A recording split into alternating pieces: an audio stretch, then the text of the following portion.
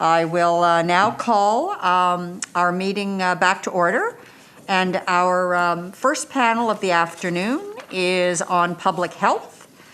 And we have four presenters who will each be presenting for 5 minutes.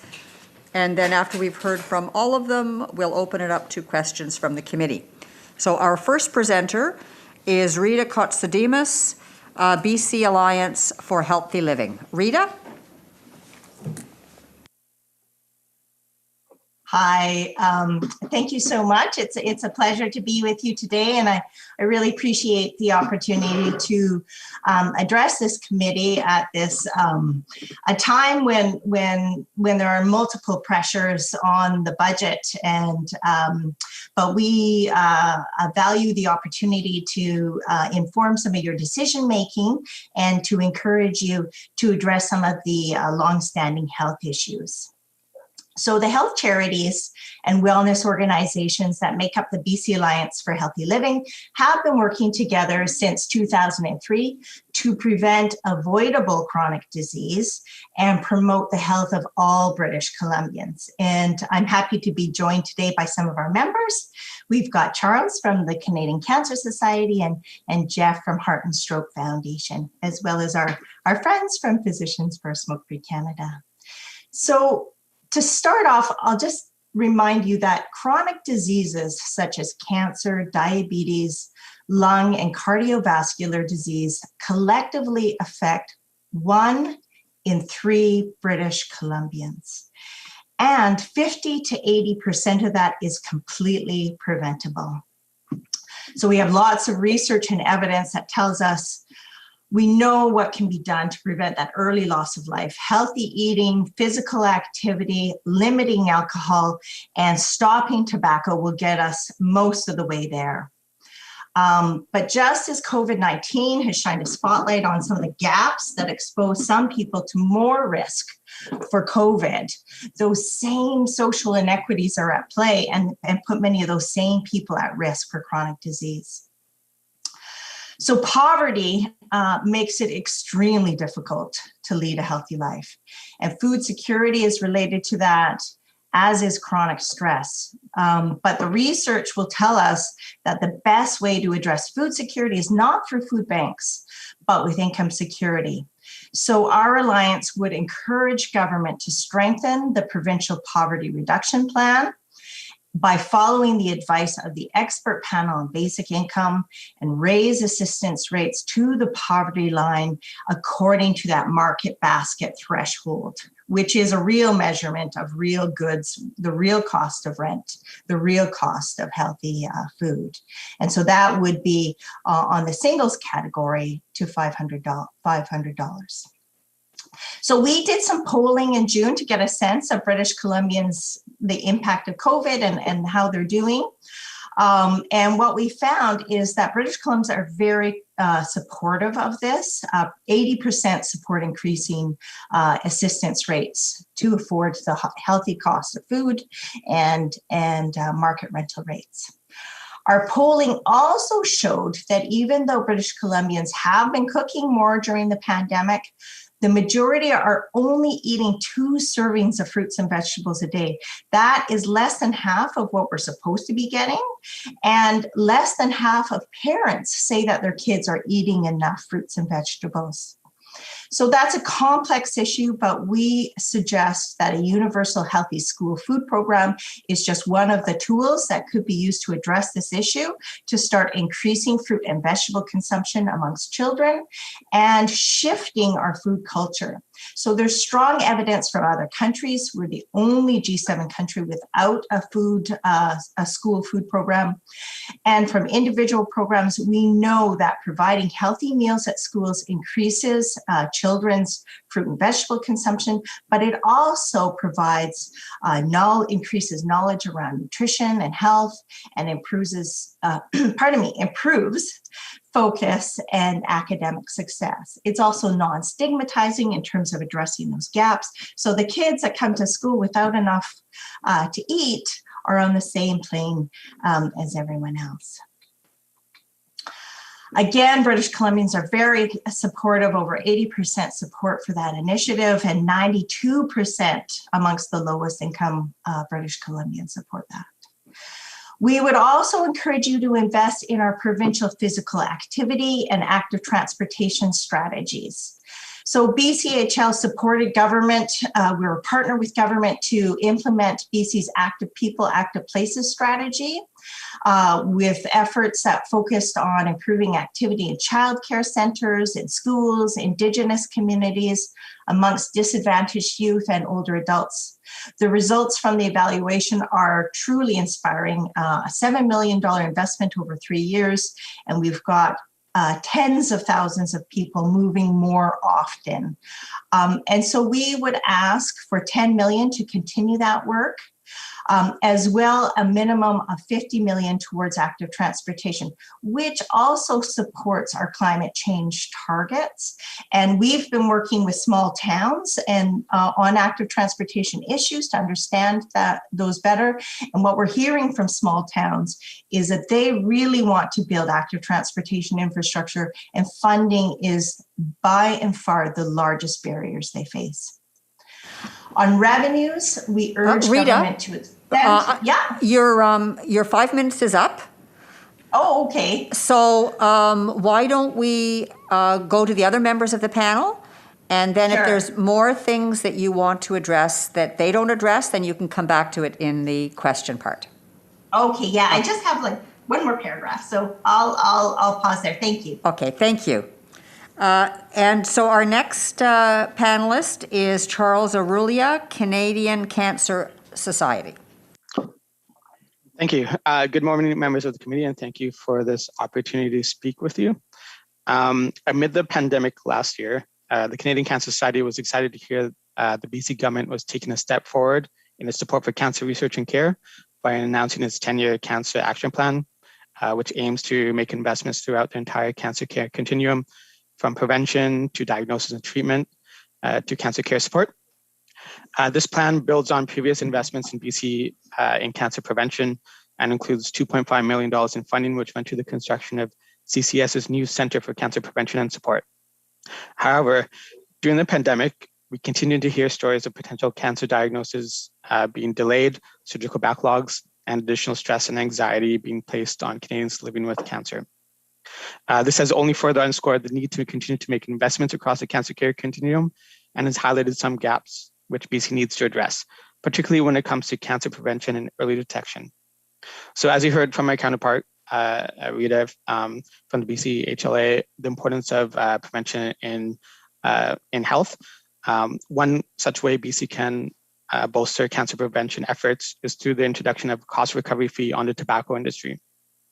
We know that tobacco use is the leading preventable cause of disease and death both in British Columbia and in Canada, killing more than 6,000 British Columbians annually and contributing to about 30% of all cancer deaths.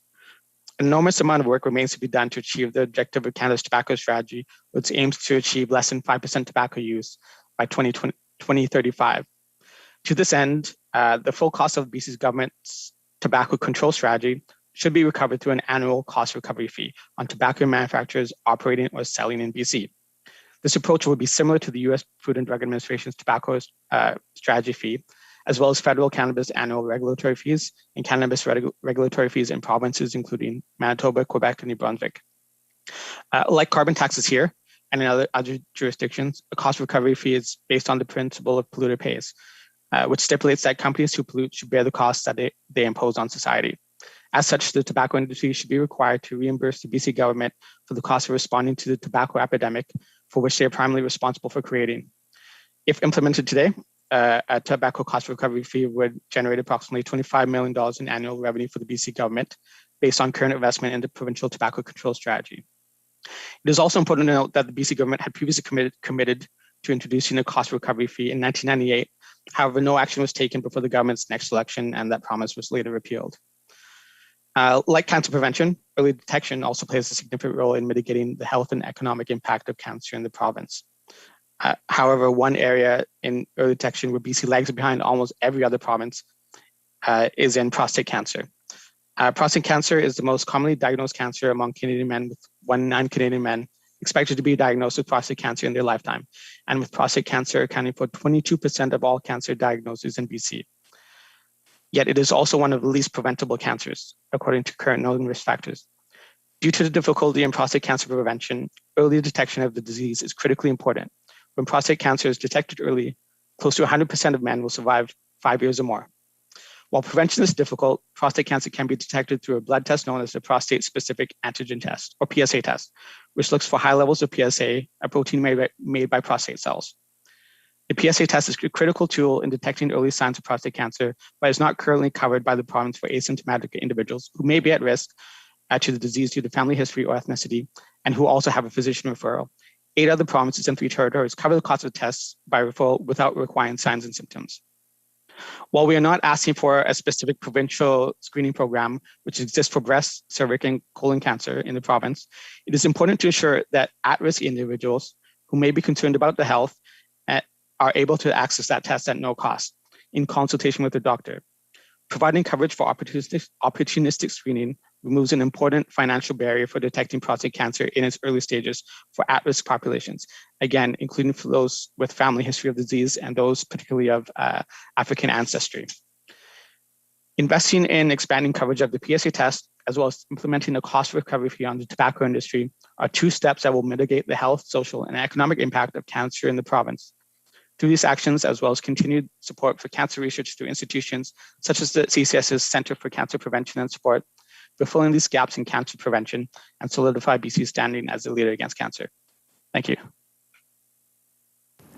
Thank you, Charles. And next we'll hear from Jeff Summers, Heart and Stroke Foundation. Thanks and good afternoon. I just want to say on behalf of Heart and Stroke how much we appreciate the opportunity to meet with you today. And before I start, I'd like to acknowledge that I'm here on the unceded traditional territories of the Musqueam, Tsleil-Waututh, and Squamish nations. Also, it's always a pleasure to be here with my colleagues with whom I work closely on many of the issues that we're talking about today. I just want to address 2 key issues today, tobacco use and sugary drinks. Our recommendations are included in the detailed submission that we made to the committee, and they include support for the cost recovery fee that Charles was just talking about, as well as retail reform, tobacco vendors permit fee, and smoke-free multi-unit housing options. More generally, though, I'd like to talk about the context that we're making these recommendations in. First of all, there is some concern that as smoking rates have declined, the urgency of increasing tobacco regulation has also declined. There's a widespread perception that restrictions and controls on tobacco use that emerged over the past 30 years have done their work and only need to be maintained or tweaked to continue this trend. However, it's important to point out that while the current crop of tobacco control measures are relatively new, they are actually the reimposition of a more rigorous regime that started to erode as a result of pressure from big tobacco in the early 20th century. For example, in the 19th century in Montreal, there were rules about when and where men, and I use that term advisedly, were and weren't permitted to smoke. These types of rules all but disappeared under attack from tobacco interests that framed them as anachronisms and an imposition on people's freedom. The opportunity to prevent an epidemic through regulation was missed in the early 20th century, so addiction and disease became intractable problems, difficult to solve even with the best strategies and the best circumstances. This is an issue of social justice because people who are marginalized with lower incomes and less education smoke more than their better off counterparts. As a result, they suffer a disproportionate burden of tobacco-related illnesses and death. We see this also in the marketing of food and beverages high in sugar and fat. In fact, sugary drinks are the single largest contributor of sugar in the diet. About 70% of calories in prepackaged beverages come from free or added sugars. And especially egregious example of sugar marketing is when we look at challenges in access to clean drinking water for many Indigenous communities that we all know about. Those challenges mean that the residents often turn to sugary drinks for hydration because they're cheaper than the water that is also bottled by the same companies that make those sugary drinks. We do thank the provincial government for eliminating the PST exemption on sugary carbonated drinks. This is a positive step, especially for young people who consume the most sugary drinks of any group of people. But it's created an uneven playing field as other sugary non-carbonated drinks also contribute toward cardiometabolic disease. And continuing to exempt those non-carbonated drinks does not align with public health goals that the province stated were the reasons for removing the exemption from carbonated drinks in the 2020 provincial budget. Removing the PST exemption from all sugary drinks is justified due to the negative externalities involved. Not only are the decisions to purchase these products often made without full information about their health consequences, but the full cost of consumption and associated medical costs are borne by neither individual consumers nor companies. This is also the case with nicotine, a business that generates nearly $1 trillion a year in sales globally. In both situations, sugar and nicotine businesses exploit every niche opportunity to make sales and increase profits while offloading the costs onto society and the public at large. Only government action can counter this. The measures that Heart and Stroke and other panelists have recommended will go a long way to intensifying pressure on what we call big nicotine and big sugar. The most important thing to do is not let up that pressure and intensify it as much as possible. In closing, I'd just like to say that just in the same way that COVID has caused a paradigm shift in the delivery of healthcare, so too we need to have a paradigm shift in tobacco control and the consumption of sugar. Modernizing BC's tobacco control legislation by introducing cost recovery fees and applying PST on all sugary drinks are just a few ways to begin this shift. Thank you. Thank you, Jeff. Next we'll hear from Cynthia Callard, Physicians for a Smoke-Free Canada. Thank you very much for the opportunity to speak with you today and to present our recommendations that the province put in place a plan to phase out commercial tobacco in British Columbia. We have circulated a written brief with more background that I can include in my remarks today, and our recommendations include support for the measures presented today by my colleagues.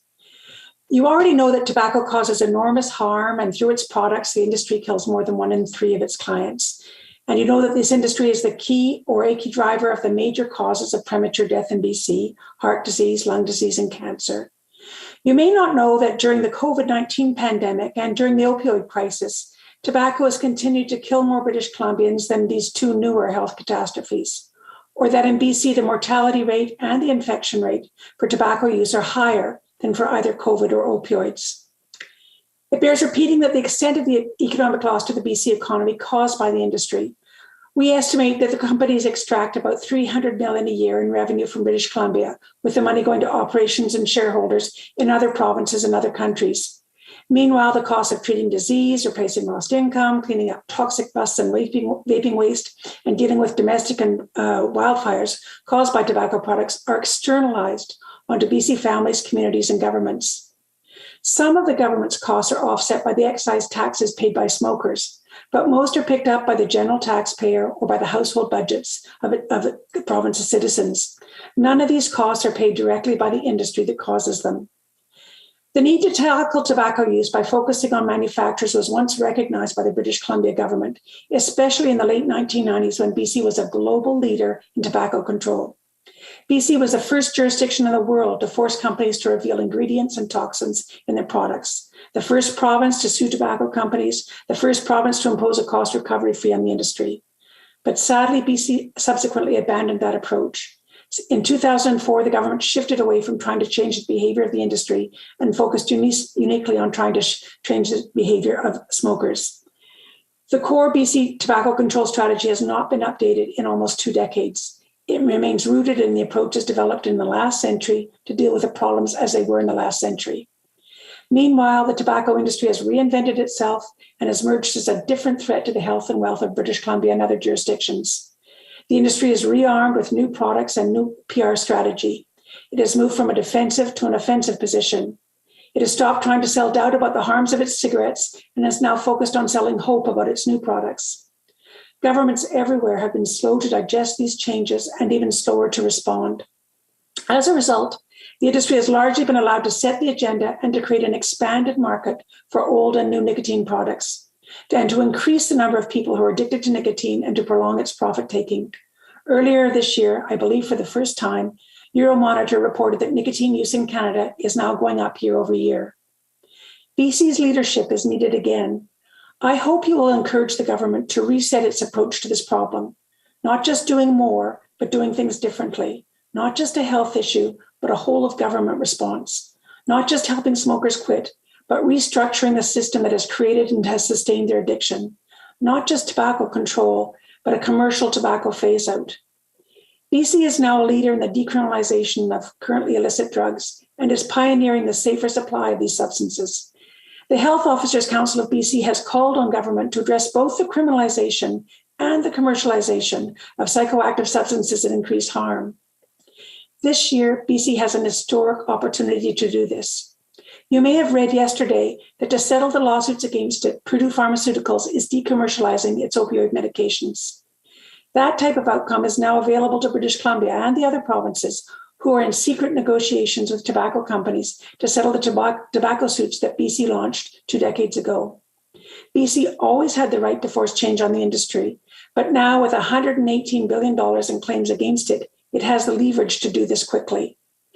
What stands in our view between a tobacco business as usual and a new, safer supply of nicotine is the support and direction of the legislature for the government to walk out of these settlement talks with a guarantee of a reformed tobacco market.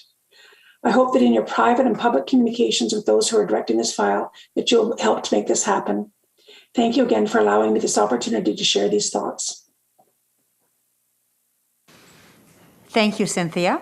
I'll now open up discussion for questions from the committee.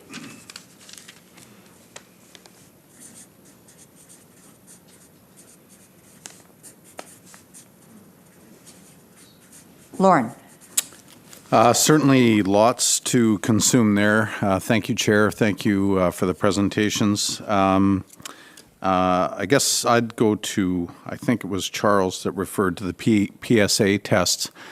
Charles, do you have an idea of how many of those tests are done in BC annually, how much they cost? Yeah, so CCS recently did some modeling based on FOIA data we received from the Ministry of Health. So in 2020, there were about 25,000 individuals who were not covered by the PSA test, and those are individuals who both paid out of pocket or were covered by private insurance. Altogether, about 91% of people were covered for the PSA test in the province. So it's a relatively small number. For those people who did pay out of pocket, the cost of a PSA test is $35. The cost to the government to pay for a PSA test is around $11.44.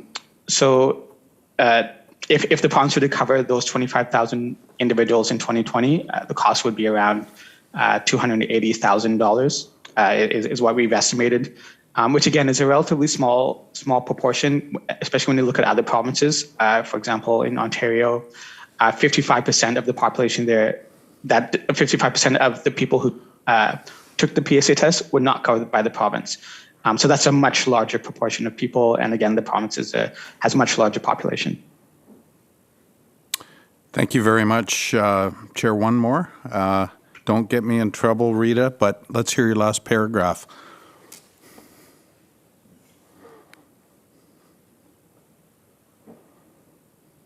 Can't hear you. Okay, thank you so much for the opportunity. I just wanted to quickly say on the revenue side, I would agree with what my colleagues have said around the fees for tobacco, the annual cost recovery fee. I think that's really important, as we do need to continue to look at fighting tobacco and nicotine, particularly given the trends in youth who are now going from vaping to tobacco use. I think that's a scary trend. There's also an opportunity to look at switching the way we tax alcohol to a minimum unit price in order to target the higher concentration alcohol. So we're taxing according to the amount of alcohol as opposed to the amount of volume. And that's been shown to be very effective in Scotland in reducing problematic drinking, which of course, again, excessive drinking is a risk factor across multiple chronic diseases.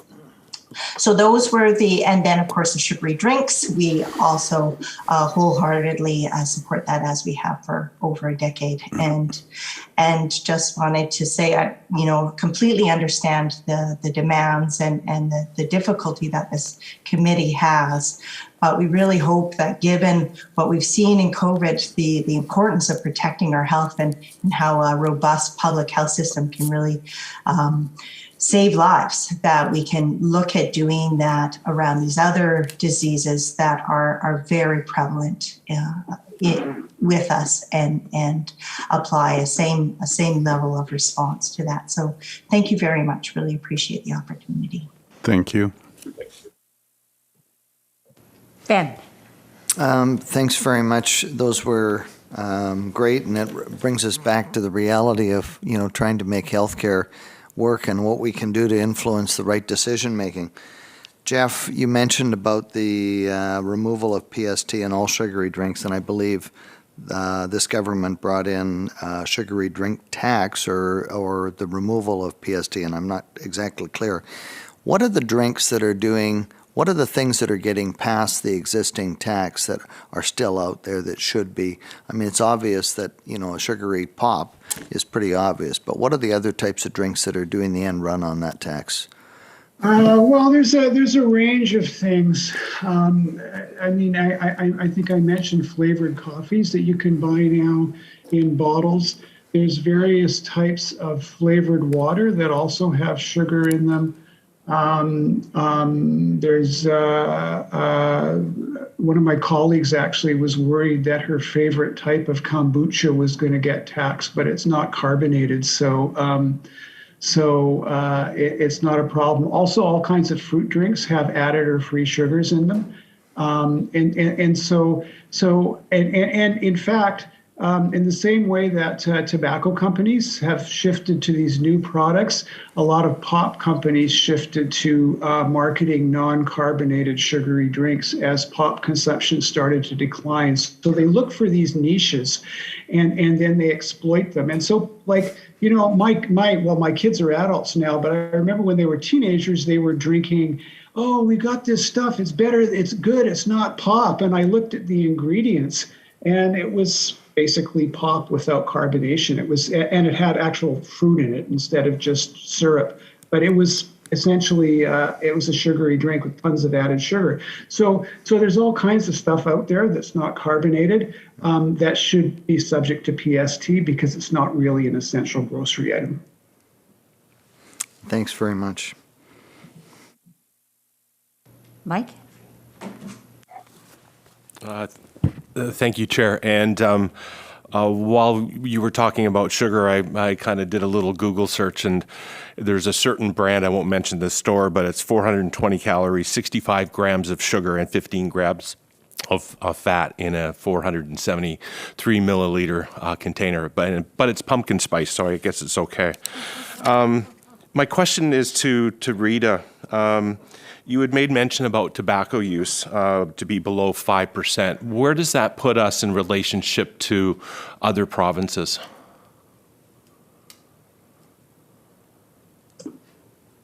Well, 5% is where we want to go.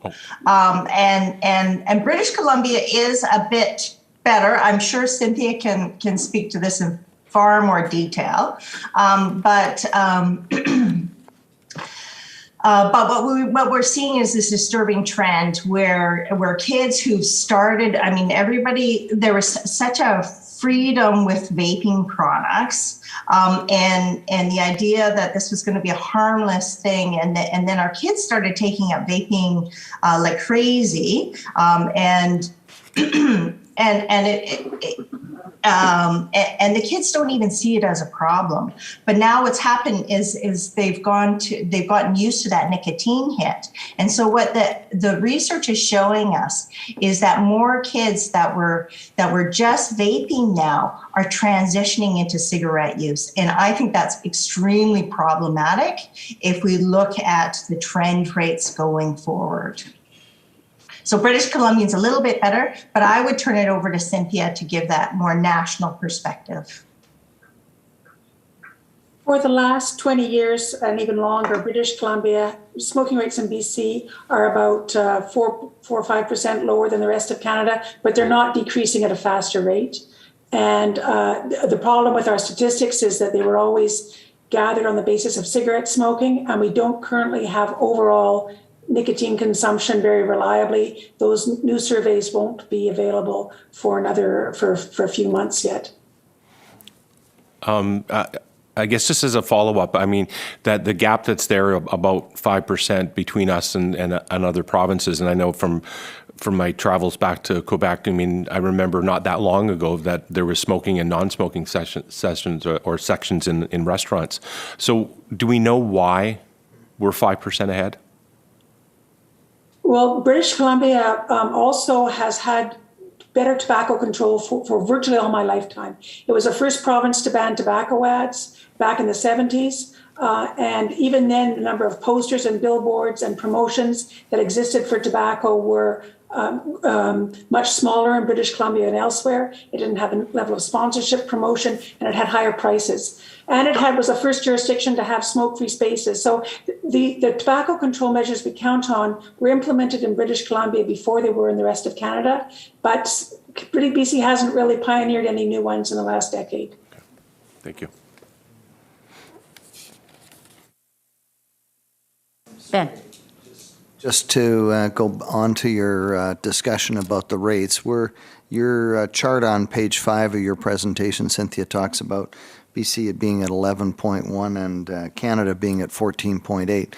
Does that include all cigarette products like, cigarillos or vaping products, or are they another? I guess what my real question is vaping products, we know that they've gone up. Are they accelerating or are they flattening out?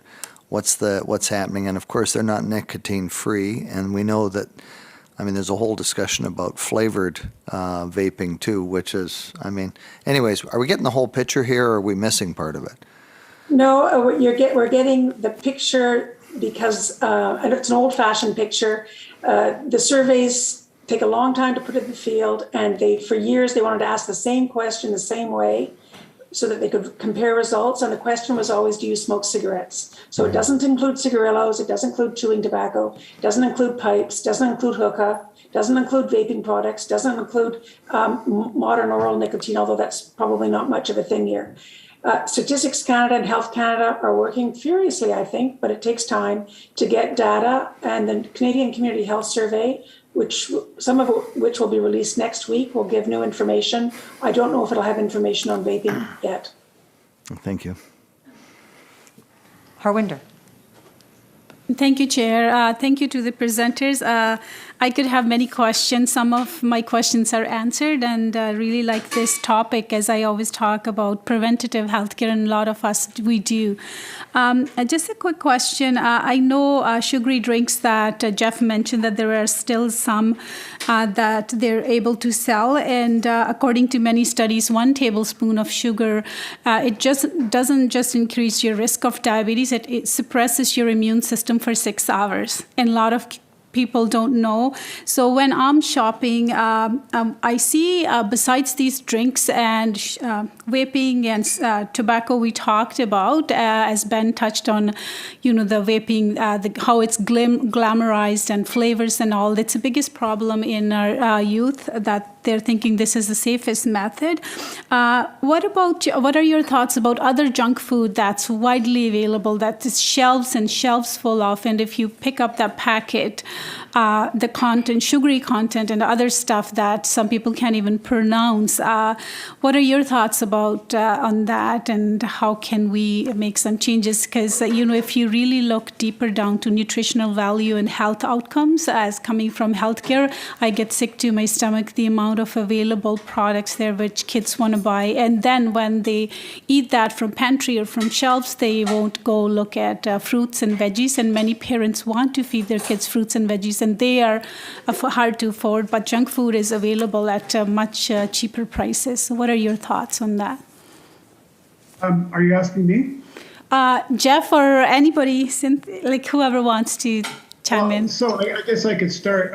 I know that, and Heart and Stroke, along with the organizations my colleagues work for, have long advocated controls and increasing regulation on foods that are full of fat, and not just sugar, but also fat and salt. One of the things that we've been pushing through the Marketing to Kids Coalition nationally are restrictions on marketing to kids.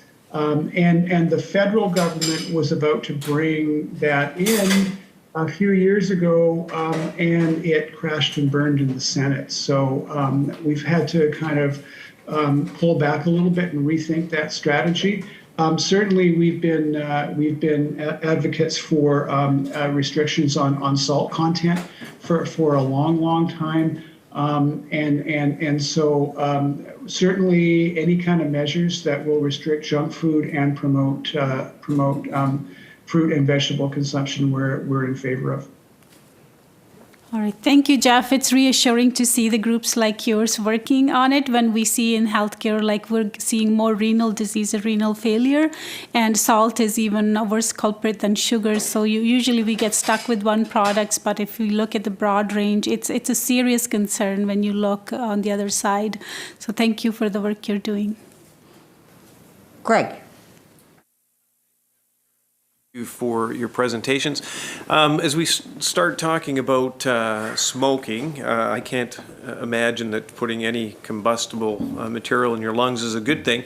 But when it comes to cannabis, are there any studies about the cancer-causing nature of cannabis? I've heard anecdotally that cannabis smokers are at a higher increased risk of getting COPD or emphysema, but cancer is less of a concern. Has there been any Canadian studies that you guys can point to, and how big of a concern is cannabis consumption with respect to the health of British Columbians? I can take a quick stab at that. So I don't have access at the moment to specific statistics, but we do know that cannabis consumption and smoking does contribute to smoking cigarettes as well. So it's just one way of bringing toxins into your body, but then it also acts as a gateway to increased usage of cigarette smoking, as well as if you already have an underlying issues with your lung or respiratory system, that can be problematic as well. So there are underlying causes and concerns, especially when it comes to increased cancer rates.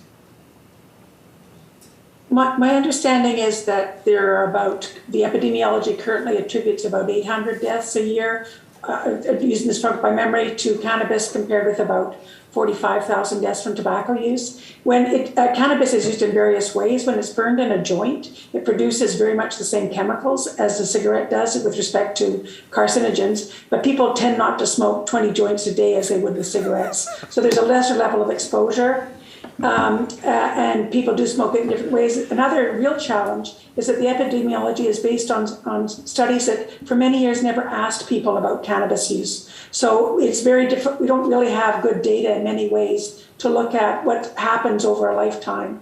And I think that it's only in recent years that the research councils have started to invest adequately, I would say, in terms of monitoring the relationship between cannabis and other products and the relationship between cannabis and other diseases. But your beginning of your question is right.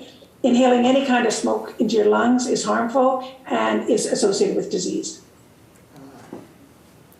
Thank you very much.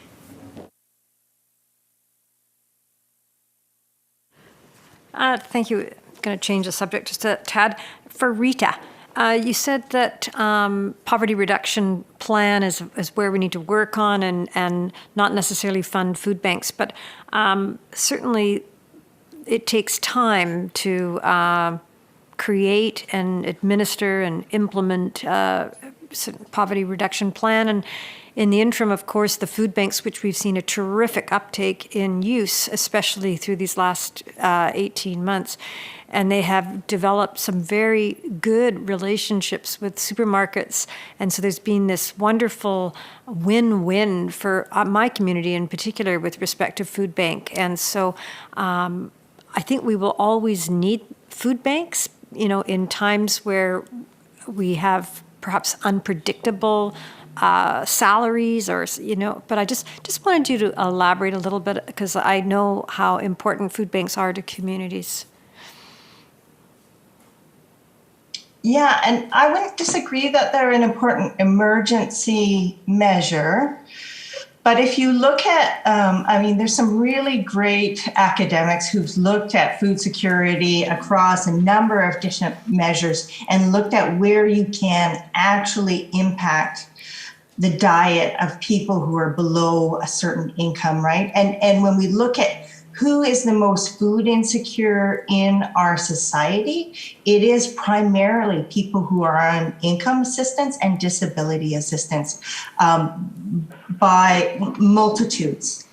And I don't want to bash food banks. I mean, there's a lot of really dedicated people who do really important work, and there's that community connection as well, which is really nice as well for a group that's marginalized.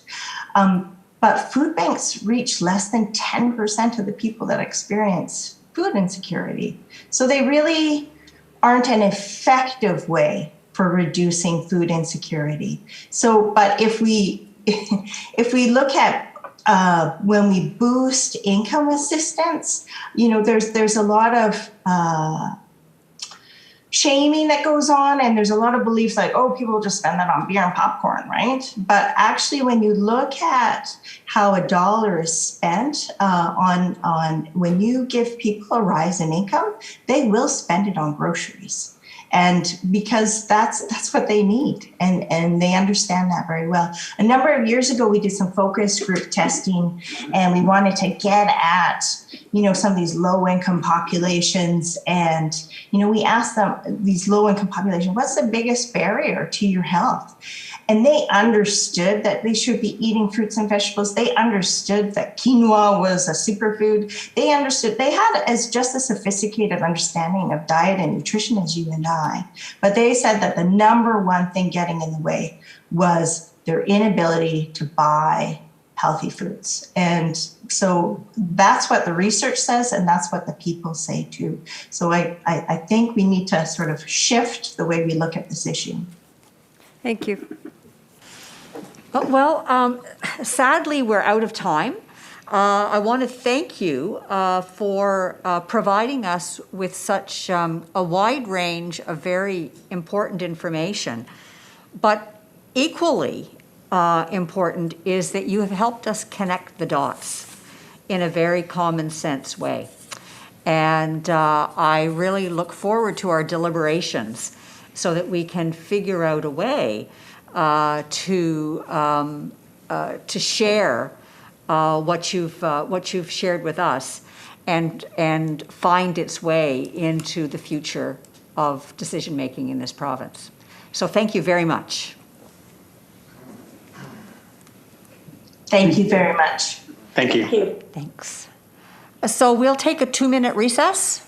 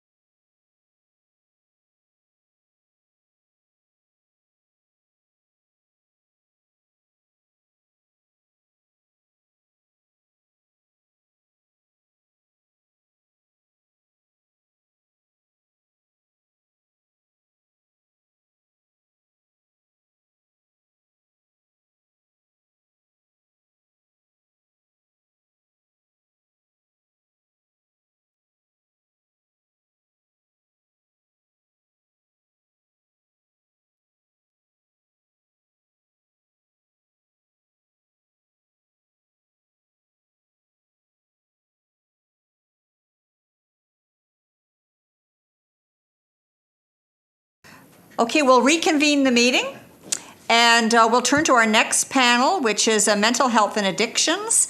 And our first panel, well, there'll be 3 panelists. They'll each have 5 minutes to speak, and then we'll open it up to questions from the committee to the panel. And our first panelist is Johnny Morris, Canadian Mental Health Association, BC Division. Over to you. Thanks so much, Committee Chair. A pleasure and a privilege to be here joining you from unceded and ancestral Lekwungen-speaking territories. I think the committee have a set of slides in front of them, and so I'll quickly move through them and get to our core recommendations within the time I have. No slides. We have no slides. Okay, They'll come later. Okay, great. I'll be visually descriptive. So for those of you who might not know the Canadian Mental Health Association, we're one of the most established national charitable organizations, and we work every day toward a vision of mentally healthy people in a healthy society. We have 14 independent branches across many constituencies here in the province, working towards a mandate of education, training, and advocacy and direct service. I think for many folks around this table, it's likely become very clear, particularly through the pandemic, and also as we grapple with the impacts of wildfires, climate-related impacts and changes, the compounding traumas of confirmed recoveries and findings of Indigenous children at former residential school sites. That mental health has absolutely risen to be a key priority that merits continued and sustained investment going forward.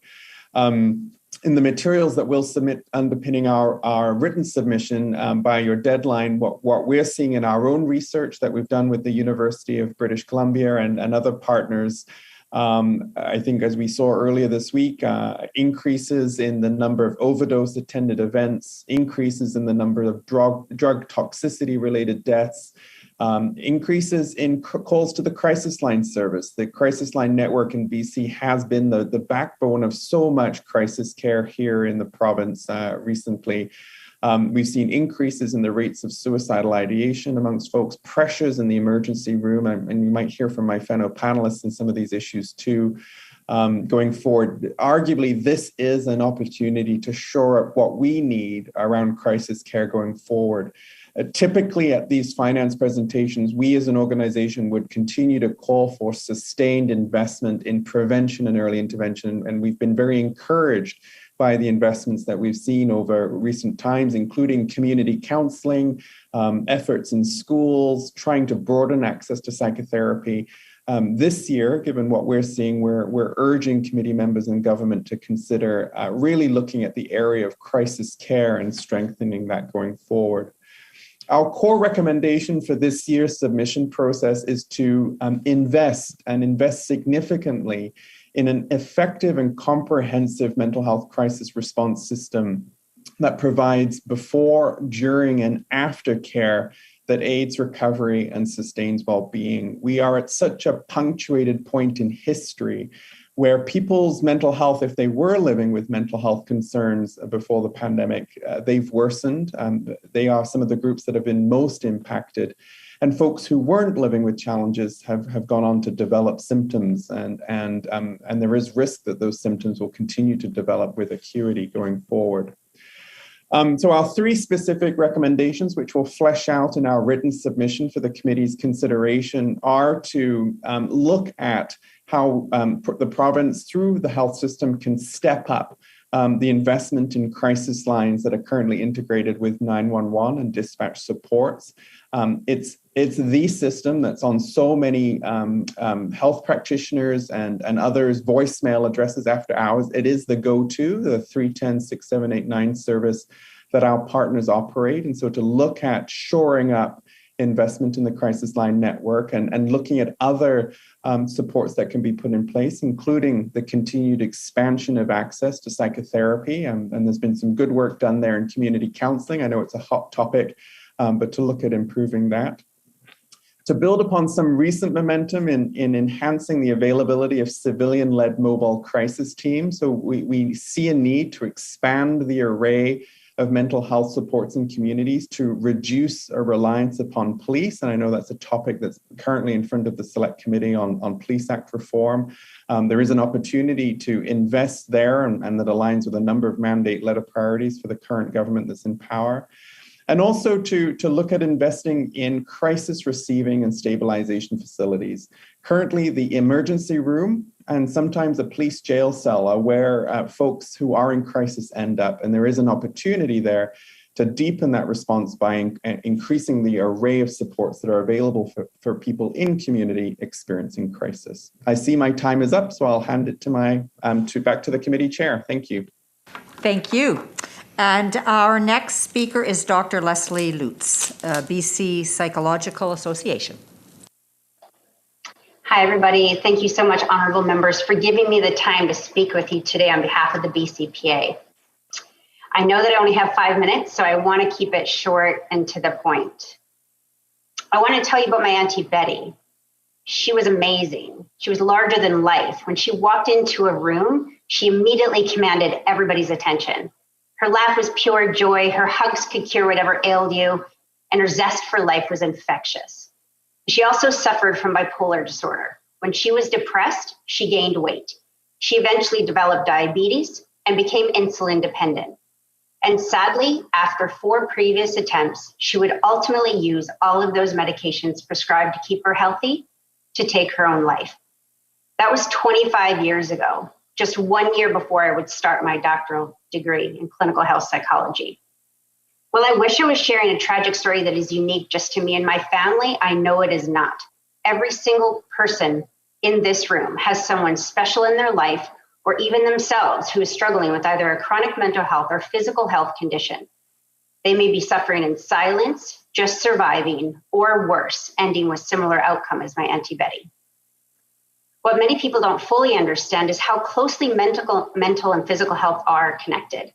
When people are stressed and suffering emotionally, they are more likely to become physically ill, partly due to the direct effects of the stress on their bodies, but also that it's much harder to engage in positive health behaviors like exercising, taking our medications as prescribed, getting enough sleep, and eating healthy when we are distressed.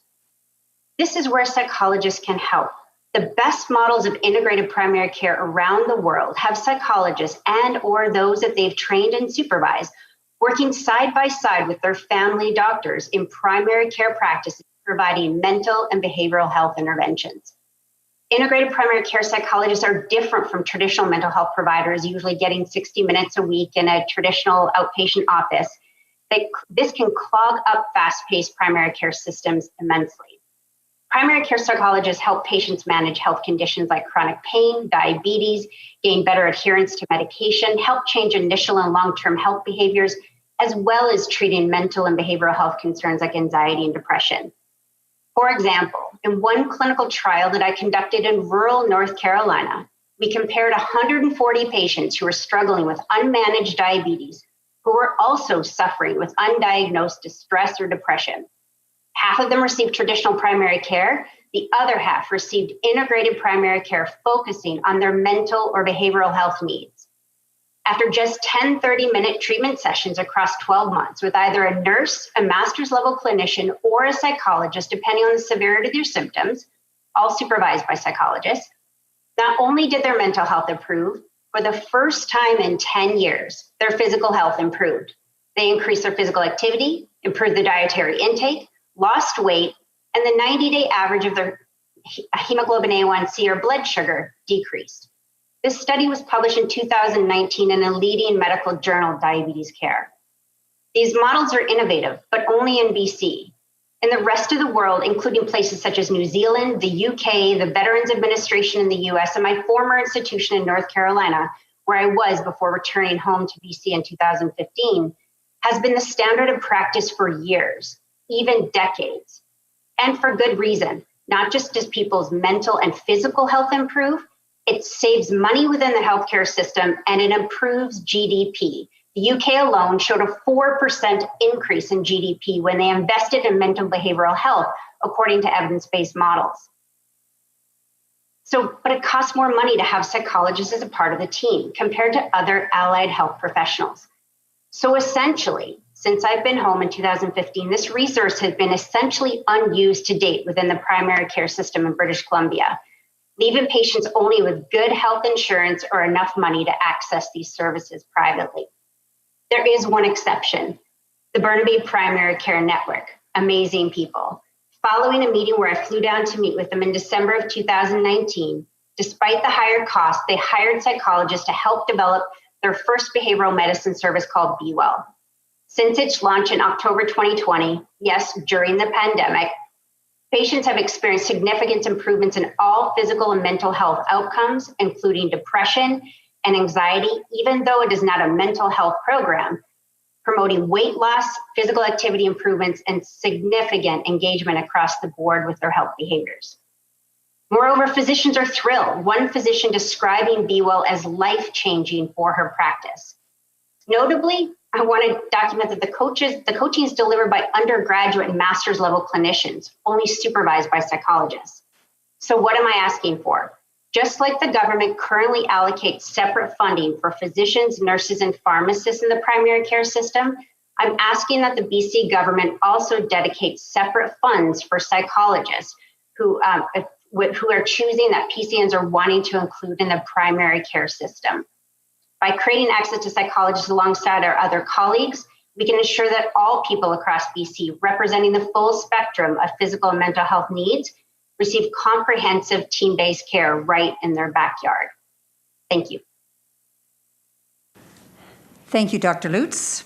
Finally, we will hear from Gary Eisel, Community Connection Society of Southeast British Columbia, and then we'll open it up for questions. All right, thank you very much for entertaining my presentation. So I'm with Community Connection Society of Southeast BC, and we're basically an umbrella organization for multiple social service practices.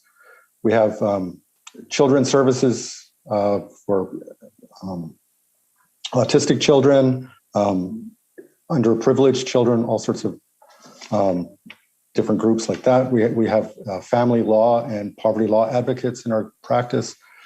Community Action for Children, Women's Resource Center, used to be known as the Women's Center in Cranbrook. We have homeless outreach and prevention in our organization. And we also, until recently, had a walk-in counseling clinic where people could access free strength-based single session brief therapy, which dovetails quite nicely in Dr. Lutz's model as well. Mental health in Canada, statistics are frequently quoted. 1 in 5 will experience mental health issue.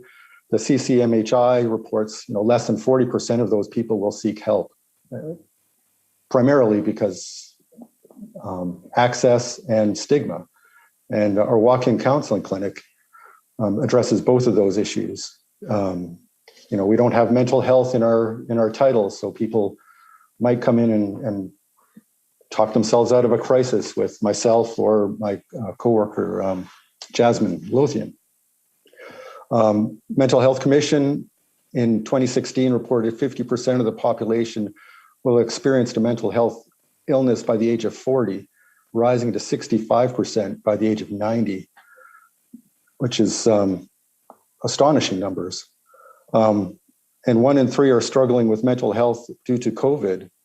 And I'm sure I couldn't find any statistics with regard to the wildfire situation in BC, but I'm sure it's not helping either. I live in Creston. We were threatened 50 kilometers away, and it, despite being in the business, I got stressed out.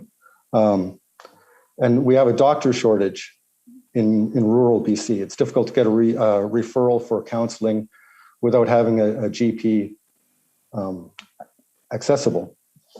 And the walk-in counseling clinic provides counseling for people in a crisis,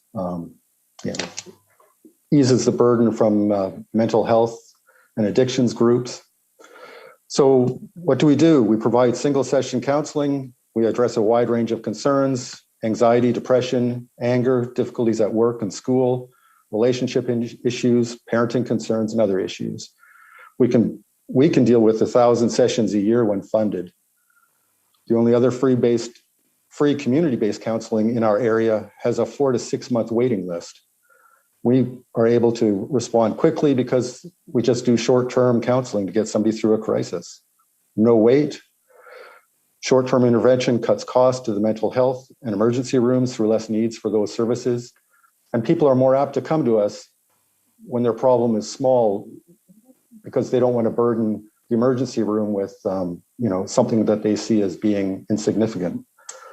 The CCPA, Canadian Counseling and Psychotherapists Association, has found walk-in clinics to be a useful piece in the larger mental health delivery system.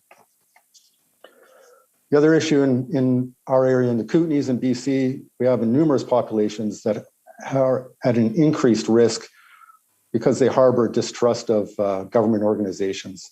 We've got a significant Native population.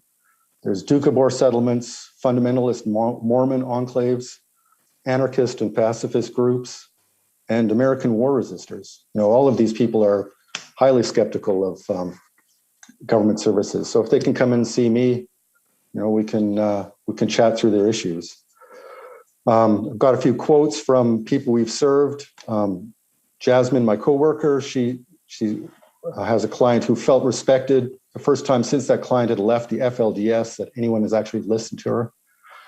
Somebody else said they had no one to talk to about private matters. In her culture, women were not allowed to tell.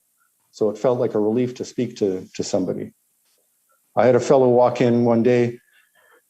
He was waiting for another provider, didn't even come for counseling, and suddenly he was unburdening himself in my office. And suddenly he said, you look like a white guy I could trust. And that's all we do, right? It's just listen and pump up their tires and help them come up with a short-term solution. But the problem is, we've got the need in the community. Obviously, these clinics are an accepted part of the solution. We've been in this community for several years. I started there in 2018, but we can't do it without funding, and that's our biggest problem. We've had to open and close our doors several times because we've not been able to get core funding. It's always been short term. I volunteered for 10 months, 2 to 4 days a week. Excuse me, Gary. You're out of time, so if you could just maybe in 1 or 2 sentences wrap up your main point, and then we'll open up for questions. I guess the main point is that walk-in clinics are a valuable part in the mental health delivery system, but we need funding. If you could fling us a few bucks, we would be eternally grateful, and our clients would as well. Thank you. Thank you. Now we'll open it up for questions from the committee to the three of you as a panel.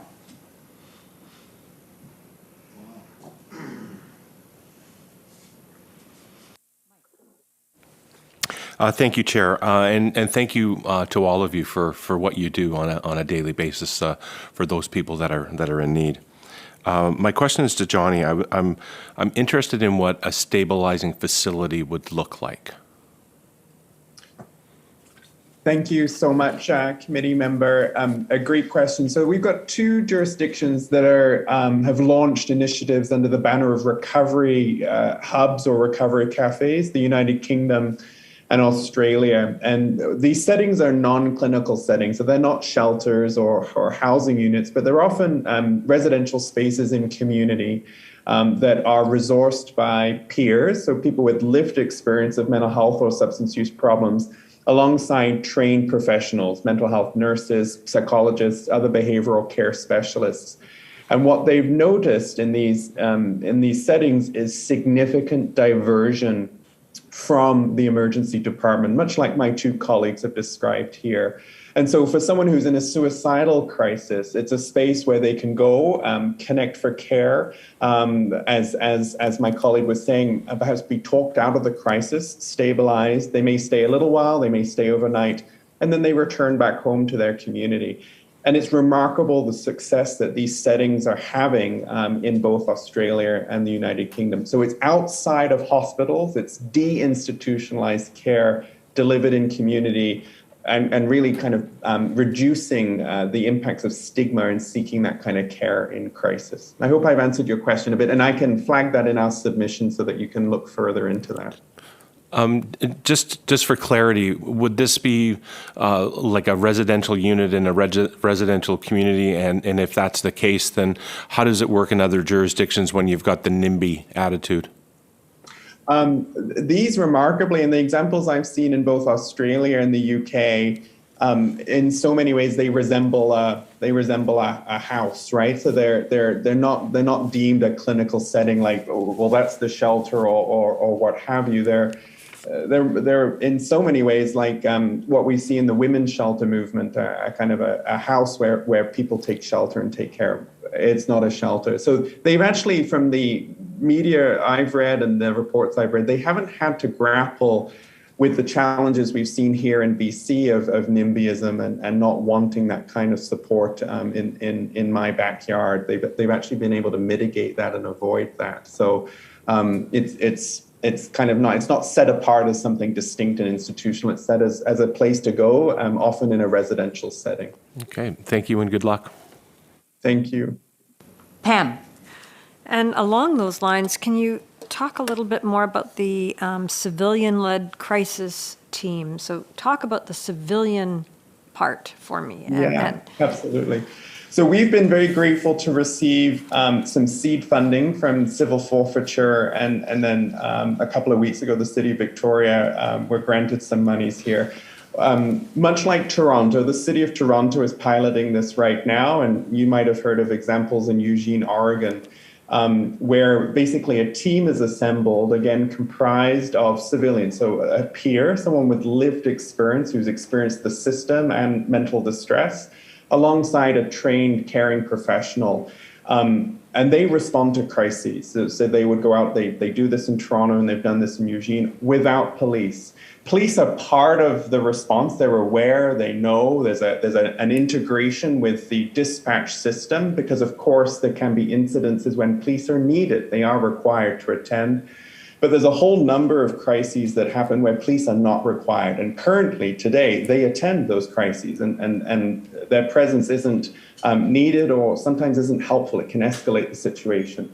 So this is a team that's led by civilians. They're not police. And it adds to the existing continuum. Currently, we have police alone in lots of rural communities. That's all that's available. The RCMP Go co-response, so police alongside a mental health professional.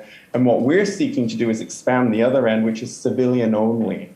And what we know, so many crises, like you've heard from my fellow panelists, are housing related, healthcare related, food related. They're crises that hospitals and police departments aren't as well set up to respond to.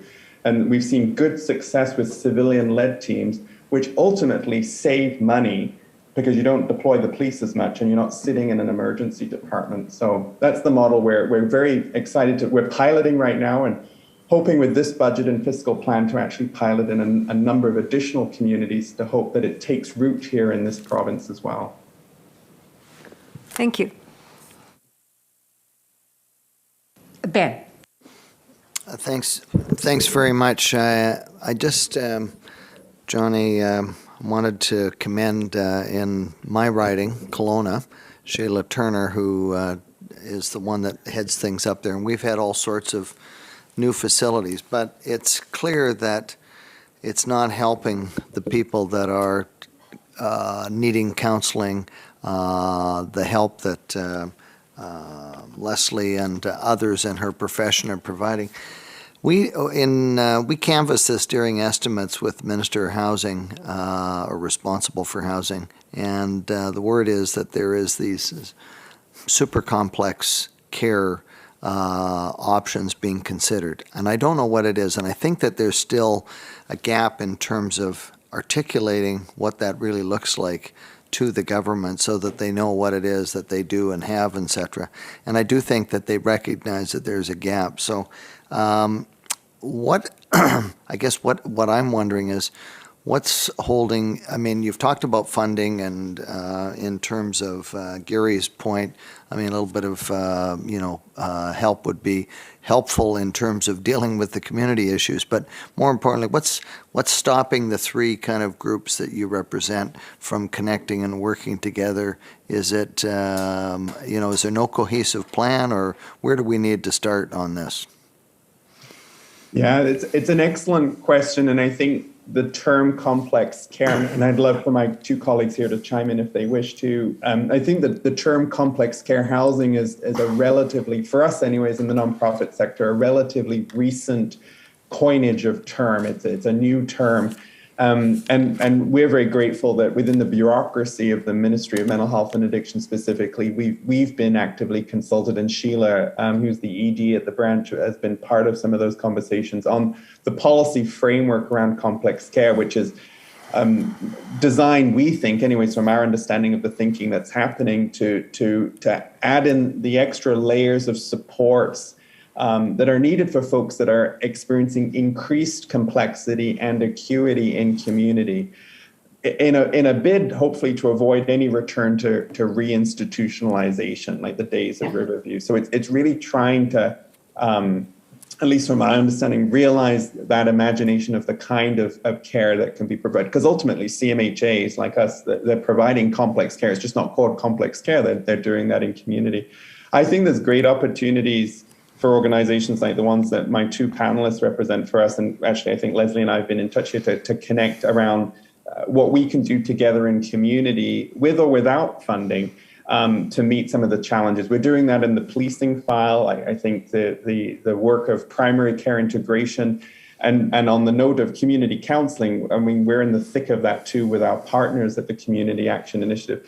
That could be a very nice consequence of presenting to you today, that the three of us connect in from our respective organizations and see what we can do together, whilst government continues to establish and define the policy framework around complex care. But Leslie and Gary, I've taken some airtime there. I think the question was directed at the three of us. Want to give you space too. Yeah, I think that there's no one answer right here to the problems that we're seeing in front of us, both mental health and physical health wise today. So it's going to take a multitude of interventions from all different avenues. I'm a professor at UBC in the Okanagan campus, and I love the work that Sheila Turner is doing. You know, in 2018, actually, I couldn't agree more with you, without funding, I started a walk-in well-being clinic, and a 5-week unfunded pilot with no money. Within 5 weeks, we had homeless meth addicts, we had suicidal, transgendered individuals, in addition to graduate students, undergraduates, and community members. When COVID struck, we actually moved that clinic online. We have seen over 500 patients in the past year. A private donor came forward and gave me $100,000 with the only request to make it permanent. UBC this year stepped in. This past year, they've made it permanent. We've expanded that service. And so I couldn't agree more that we need to do everything we can, and actually have a $500,000 grant going into UBC next week, specifically about engaging our partners in mental and behavioral health across the province, with the Dean of Medicine, Doctors of BC, the Ministry of Mental Health and Addictions, and 9 amazing colleagues that specialize in mental and substance use, that we want to help work together to absolutely change the tide. We are so supportive of everything that the government is doing. I know you hear us about the crisis we have currently, and that we're talking about it more than ever, but we need to have a multi-leveled intervention, looking at from primary intervention to prevention, right? To triaging of care, to acute care, but also closing the loop after people get out of the hospital. When they're told to go back into their primary care physician's office, we have to close the loop. So I'm happy to work with Gary and Johnny, absolutely. Thanks very much. Go ahead, Gary. I'll just make a quick comment. You know, our Community Connection Society has been running the Travel Lodge homeless shelter in Cranbrook for the last year. We rented half the Travel Lodge in downtown Cranbrook because there's no homeless shelter. And we've had quite a few, unfortunately, I neglected to address that issue, but we're building a homeless shelter onto our facility. So it's, we are currently in probably a less formal sense doing an end-to-end for a lot of really disenfranchised folks. We do also, I've been counseling the working poor and as well. So anyway, thank you.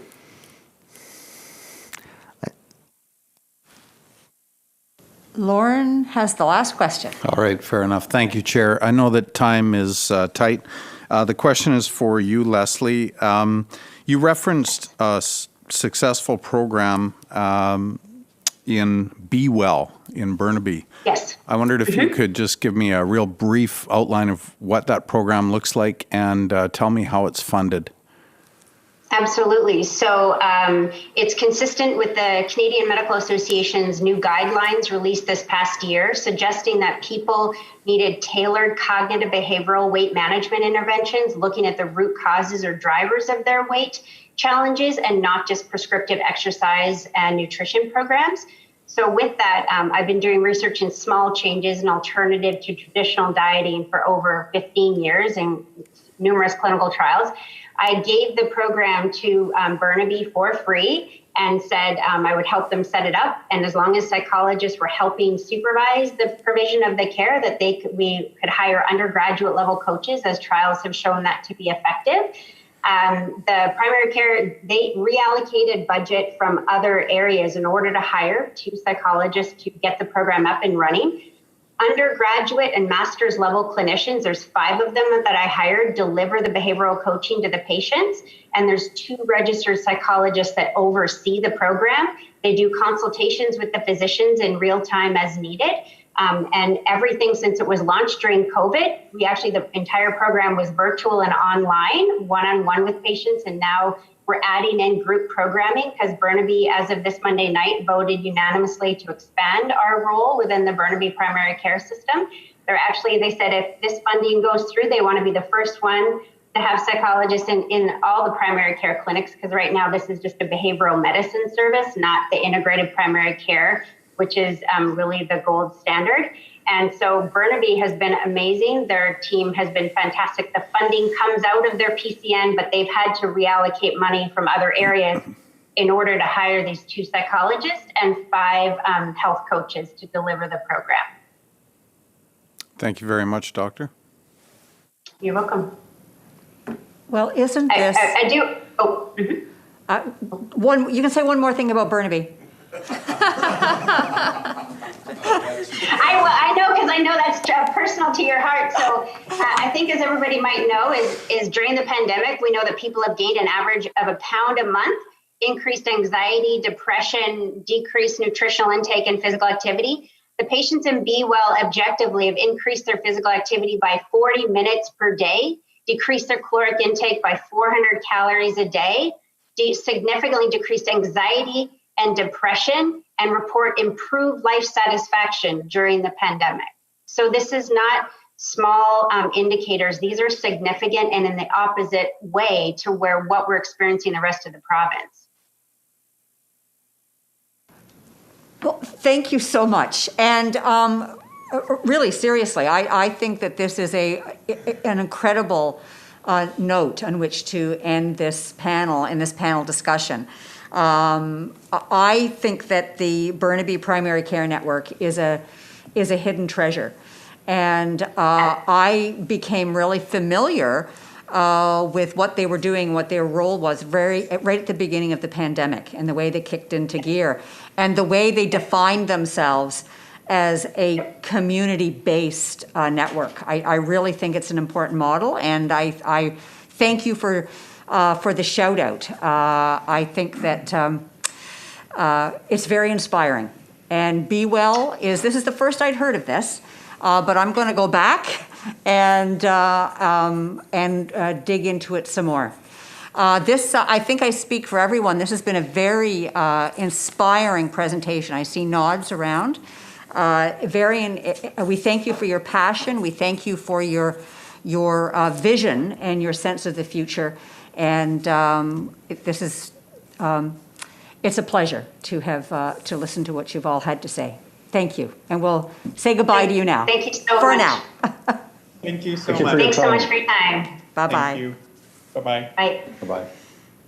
And we will recess for 5 minutes.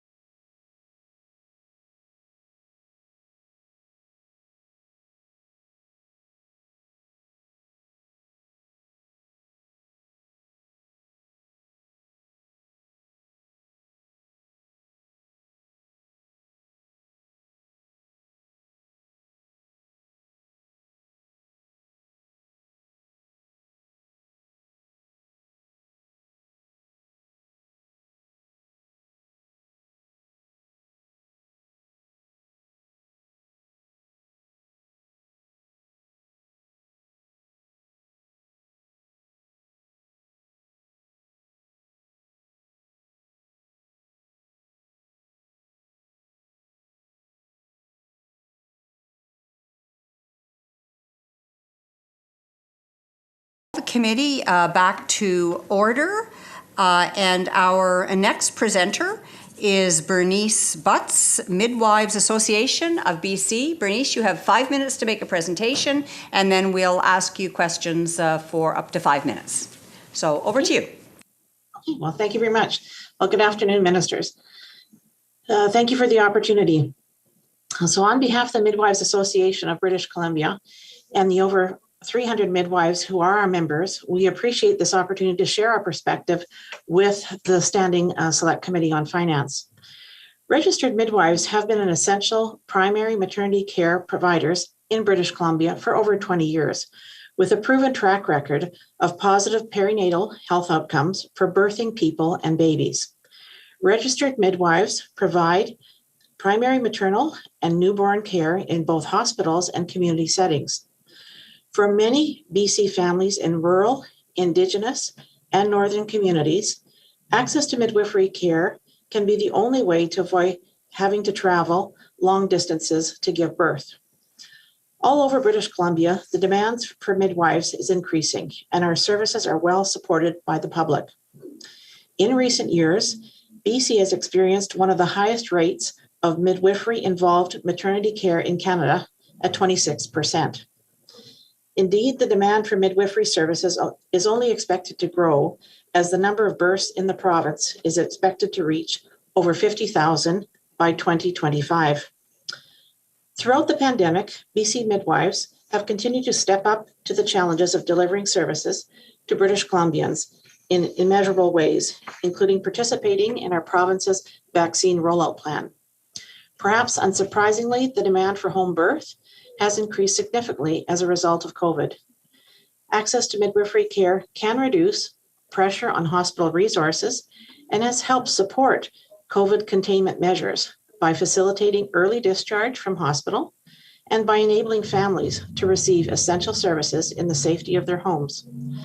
We're pleased to see the Government of British Columbia's ongoing commitment to expanding care for people closer to home and to supporting healthcare providers around British Columbia. The creation of the Midwifery Advisory Committee has provided a forum to discuss the ongoing needs of our members throughout the pandemic and beyond, and there's much work to do together ahead.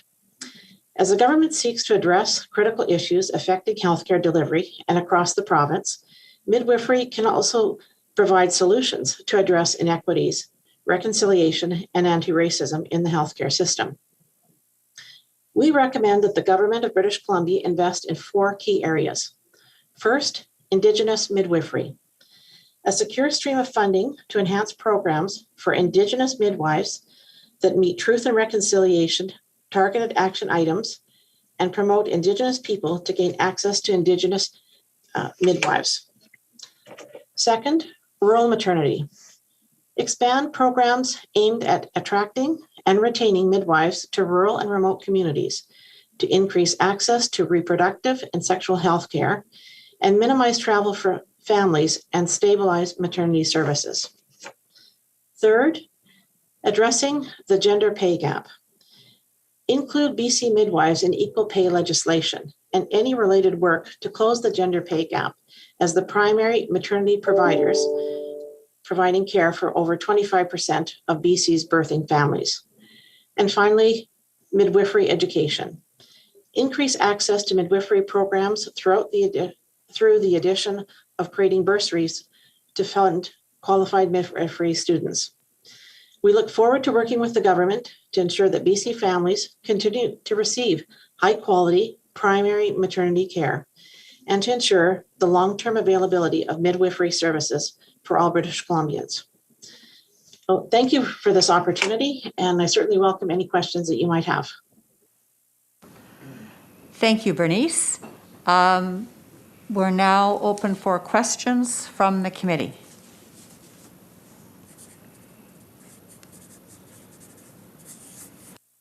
Harwinder. Thank you, Chair. Thank you, Bernice, for presentation and highlighting the key areas which can be really beneficial to our healthcare system. Can you tell members of the committee, like, how does midwifery program here looks like and how much extra schooling people need to the reason I'm asking, I know the program I was trained, I did my nursing and midwifery in India. They do similar in Australia, I believe. And it was another extra year embedded, solely focused on midwifery, and we did go to rural community, lack of resources. So I always wonder, I know a lot of nursing colleagues want to go, but there's education, there's a cost attached to it, and I know a couple had to move to Australia as well. Are there any suggestions you would like to recommend, or if you can just highlight what is the program look like when you talked about under education, and how can they be healthcare or nurses be supported if they want to go that route, because they are very beneficial and integral part of our healthcare system. So if other countries can do, why can't we just do that here? Thank you. Absolutely. Well, thank you very much for the question. As a registered nurse, I certainly appreciate that and see that there is a potential. So currently the program that exists for basic midwifery training is based at UBC. It's a 4-year degree program. There is no direct access for nurses to advance into the program, but I think that's an opportunity that could be created, that a bridge between the nursing programs in the province to be able to access the midwifery program. I don't know if that's been looked at the past or not, but I think it is a good time to create that type of opportunity. I think there are many nurses who would be interested and have the right skill set that, as you say, can provide maternity services.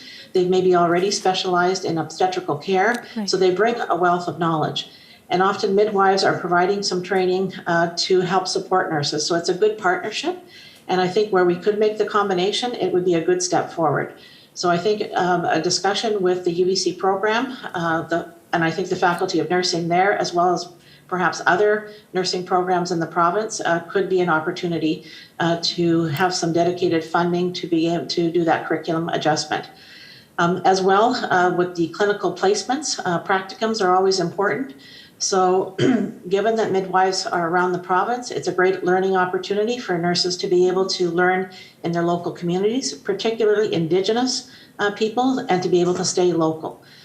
There are currently at least 18 nursing programs around the province. So I think a bridging program, and now that we do so much virtually, certainly could be an answer. So I think what you're asking is something that could be very feasible in Canada and particularly in British Columbia.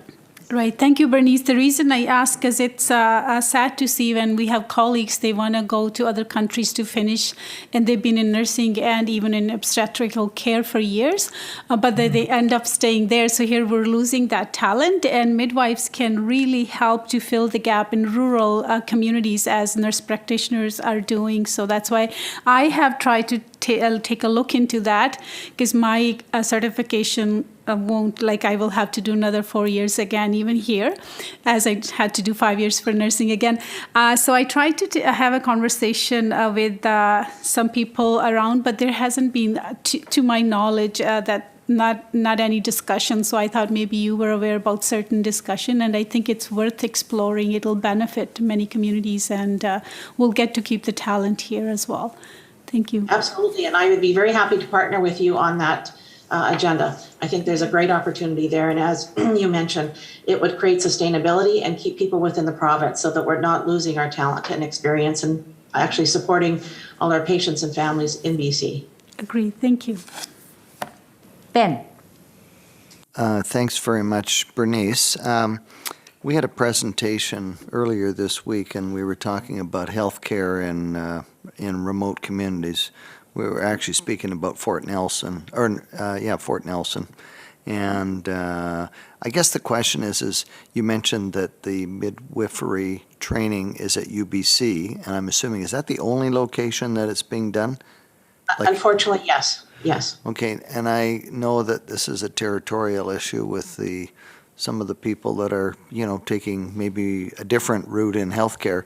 But I guess the question is, we've got a distributed program in medicine in places like Prince George, and I'm thinking it's more likely we're going to get and retain and recruit people if we could do that program. And I don't know what it takes to educate, but it seems to me that there is a huge need, and you just mentioned First Nations. So anyways, I just want to comment that I think that part of the solution is making it accessible. And certainly I think that for many people, getting access to one or the other, well, actually there's three, right? UVic, Kelowna, UBCO, and then UNBC. But anyways, just a comment that we need to do better. So I would really support that opportunity. I think there are many people that are needing to travel for education, that they could get their education locally. Again, some of that training could be done virtually. Here at MABC, we have actually created a position of a rural and remote lead midwifery expert to help with the clinical training in the rural and remote areas. She's located in Haida Gwaii, and she does travel to various communities to help people with learning, not only midwifery students, but also other members of the healthcare team to really support maternity services. So we would be happy to partner with any institution around that type of programming. Thanks. Okay, well, thank you very much, Bernice. I think you've piqued our interest, and you've made some allies in this room. So thank you for your time, and we'll probably connect again. I'll certainly look forward to it. So thank you very much for the opportunity. Okay, thanks so much. Okay, bye-bye.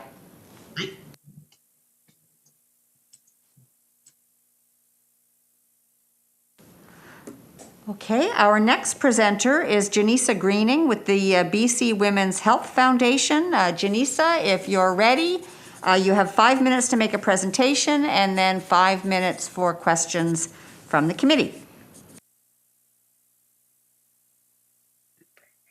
Thank you, everyone, for the invitation to participate today.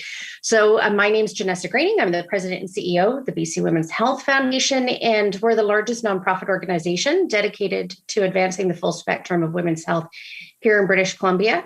And we're committed to working with you, the BC government, to deliver a provincial women's health strategy. And we'd like to see that start with a comprehensive sexual and reproductive health framework that supports both women and our economy in becoming, being, and staying healthy. As I know we're all now aware, we need healthy women for a healthy economy, and we need to recognize that this pandemic has had a detrimental impact on women and their health across the spectrum.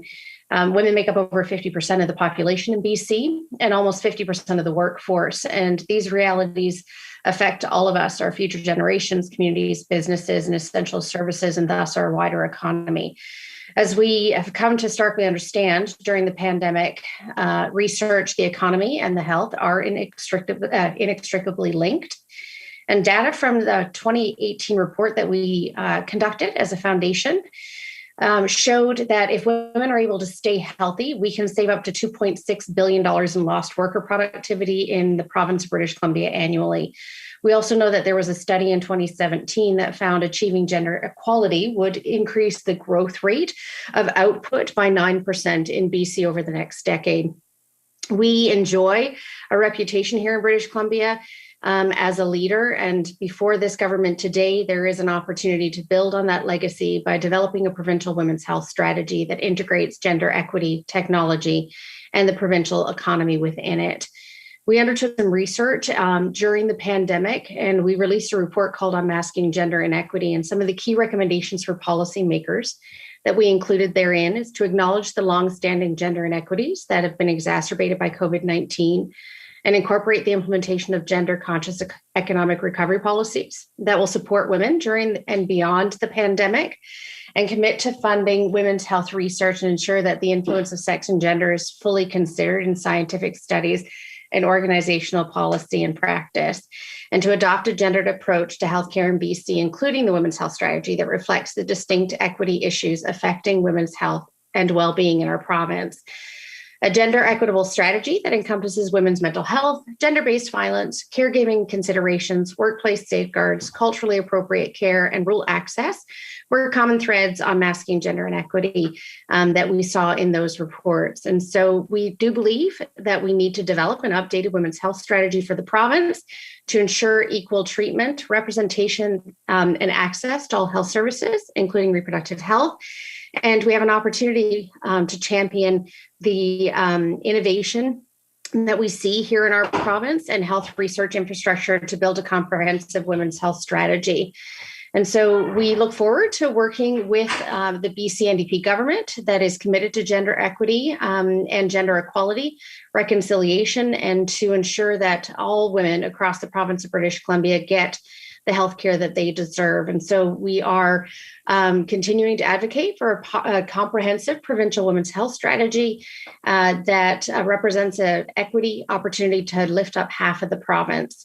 And improvements in women's health research will also have a dramatic effect on Canada's economic recovery efforts.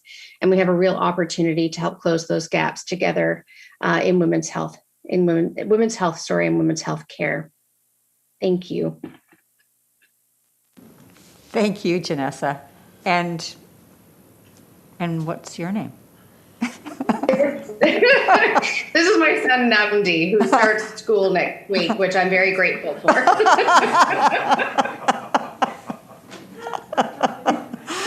Okay, questions from the committee?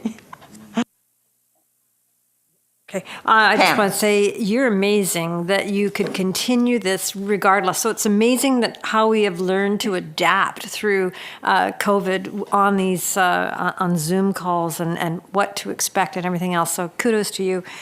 You spoke really, really quickly, and I tried really hard to write down everything you said. I don't think we got a submission in advance, but if you could make sure that there's very specific things, make sure that it's in your written submission. We will, for sure. Thank you. And if anybody does have any follow-up questions from that submission, do reach out to us as well, because we have comprehensive data and reports that we can provide. And in that submission, we'll also provide links to the reports that we completed over the pandemic that show the importance of a women's health strategy in order for us to actually see the necessary economic recovery coming out of this pandemic as well. Thanks so much. Well, if it's fair to ask at this point, can you give us some examples of what is missing now in our approach to health or women's health that would be part of a strategy? Yeah, of course. And so one of the things that we were tremendously excited about, and we want to give, compliments and kudos to the government for ensuring is a priority, is the fact that there is the hope for universal access to free contraception. And so we know that that is something that is in process, and that the government is, that within the Ministry of Health, there's a hope to be able to create a sexual and reproductive framework that actually looks at more than just contraception. But women don't get equitable access to quality healthcare, and in large part because we actually haven't dedicated a strategy that understands women's unique healthcare needs across the life cycle. And so looking at sexual and reproductive health specifically is really important, not just the contraception, but also looking at education, looking at making sure that we have health services that are specific to women's healthcare needs. We also would like to see greater investment in mental health, especially. It was just alluded to that I was able to get through this presentation with a 5-year-old underfoot, and the pandemic has only shown more and more that women's mental health has been impacted, and we really need to be thinking about a gendered approach to that. That also includes reproductive mental health care, which is pre-pregnancy, pregnancy, and post-pregnancy care that needs to be considered. We also have substantial gaps in mature women's health care in this province, and in large part because the funding for research has been so limited, and so wherever the province can help with that. But there are some very specific recommendations that we're working on with staff within the Ministry of Health that we do hope will be incorporated in a larger strategy that looks at gender in healthcare, because there is a difference in how women need to receive their healthcare specifically.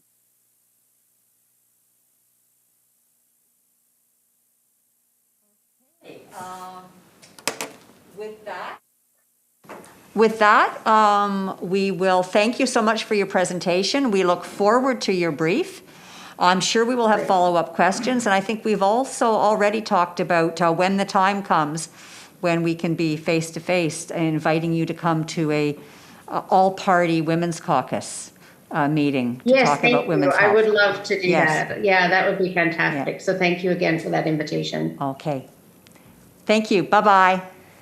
Bye. To both of you.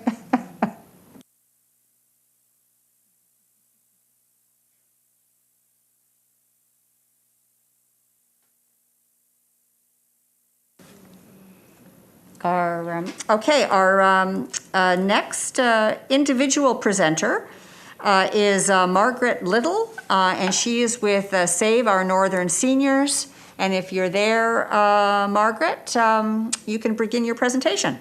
You have 5 minutes, and then we will ask questions for up to 5 minutes. Thank you very much. My name is Margaret Little, and I am with Save Our Northern Seniors, or as it's called, SONS. The group began in about 1999 when concerned citizens got together to talk about issues for senior and for health. But first of all, I would like to say thank you to the committee for providing this opportunity to present to you and to also provide written information. But I'd also like to say a special thanks to the staff for putting up with all my questions and making sure I got online. So I'd like to bring greetings to all of you from the northeast part of the province. We have been having major problem with our internet connections, so if you lose me, that's okay. We believe that to make a difference, the government of the day must understand that facilities, staffing, and support systems are of utmost importance for our seniors. SONS issues are facilities. This summer, we almost had catastrophes with the heat wave that we had, and it's not going to change over the next few years due to climate change. As Honorable Adrian Dix said, we have to be brought into the 21st century. When Peace Villa was built, they said, "Oh, we don't need air conditioning. It never gets very hot here in the north." Well, wrong. This year and last year have proven that we do need to have temperature control in our facilities, and we have to have air conditioning, and along with a few other things. One of the other major issues is staffing, particularly at Peace Villa and our care homes.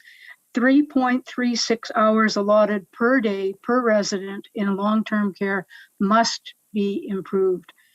Divide 3.36 hours by 24 hours, and how much time does a resident really get? If we believe as a society that our seniors are a gauge of our society, then we need to have a look at how we're looking after them. The staff is excellent. However, there's not enough time to go around. So we need to have decreased wait times for emergency doctor appointments, lab times, and facilities. And we also need to have increased staffing for supports, our support systems. The support systems in Fort St. John are really good. However, they cannot do it all alone. Part of it must come from the government. We must have more support, more time and more money put into the system to provide support services such as mental health and grief counseling. And the second to last thing I want to mention is that we need to have improved cell phone service and internet services. It is not good enough to say, "Oh, go online, get out your cell phone." We do not have a total reliability of cell phone and internet services in the Northeast. And that goes all the way to the Yukon border. Especially now that we're going to have to provide a vaccine pass, it is critical that the internet services be improved. And lastly, I'd like to mention the fact that transportation and accommodation for people who live far away from major centers needs to be improved. There's somehow, as a society, we have to provide information for people that are going to the hospitals or for medical treatment. And that's, I just want to say I'm very proud of our community and the way they've stepped up to help out in the latest crisis for COVID. And I do appreciate all the efforts that have been put into it by the health profession. Thank you. Thank you, Margaret. Questions from the committee? Pam. Thank you, Margaret. You really did a great job on your submission so that I could easily follow. So you obviously have that nailed, and maybe you asked staff for help, but I think you had this down. So thank you for sending that along. I'm curious, what did the high temperature get to in that horrible long 4-day period with high temperatures in Fort St. John? They were over 30 degrees Celsius. Wow. Okay. Yeah, no, that's unusual for sure. Yeah, for sure. Thank you so much, Margaret, and a great presentation. Thank you. Any other questions from the committee? Well, I think everyone concurs with Pam that it was a great presentation and you covered all the bases and made it very clear what your situation is and what you need to improve it for seniors in the North. So thank you very much for your time, and all the best in the future. I would just like to add to this on page 2-3. I have written out our recommendations because I knew that I wouldn't have time. So I've given you a little bit of background as to where we're headed with these recommendations. These recommendations keep coming forward every year in different forms. And on the very last page is the facilities that are in Fort St. John. And it's quite clear that we need more facilities. Thank you for pointing that out to us. We'll take a very close look at that, very close. Okay, so thank you. Thank you very much. We will take a 2-minute recess now.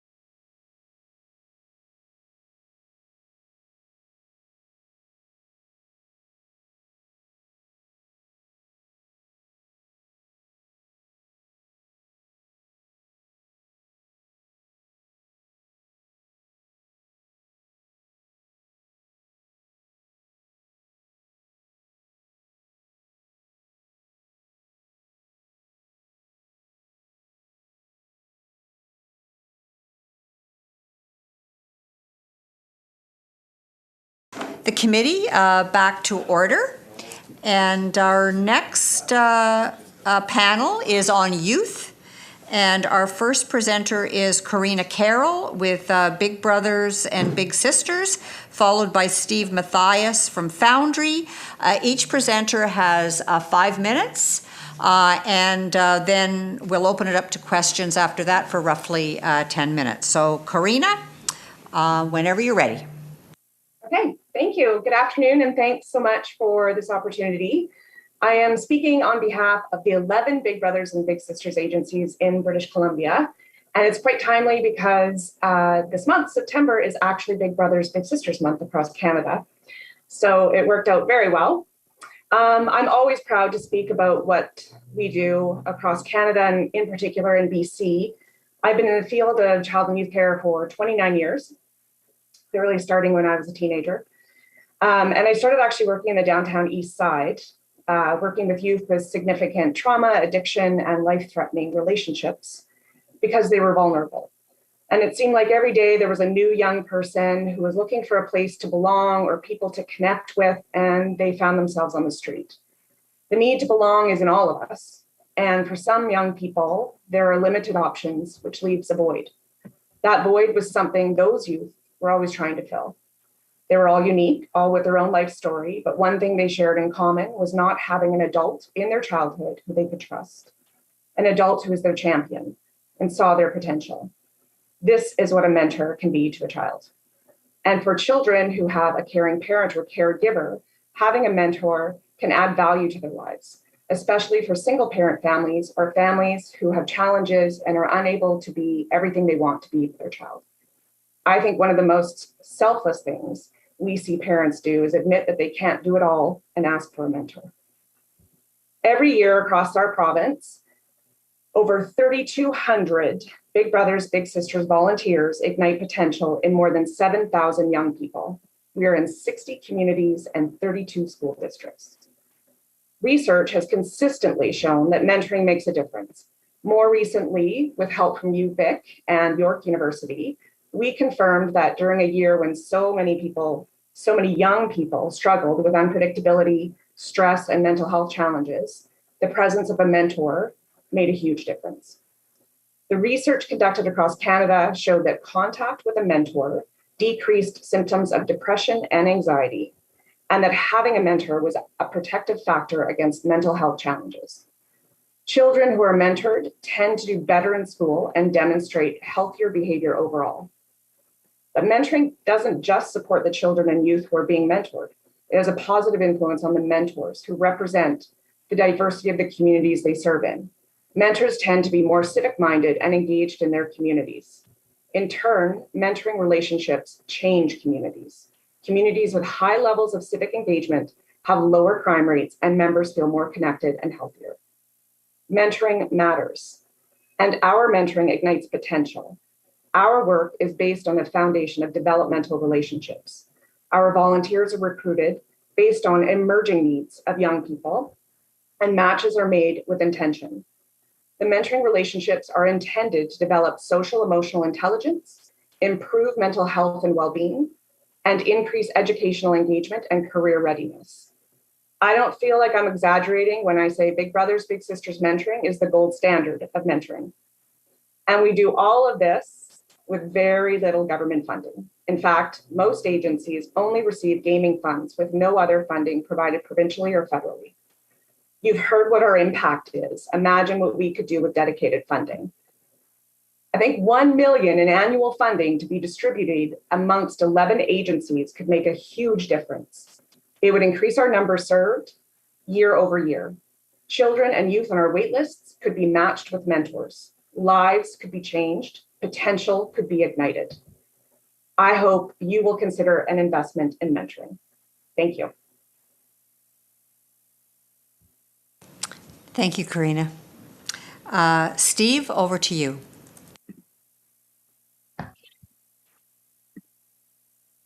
Thank you.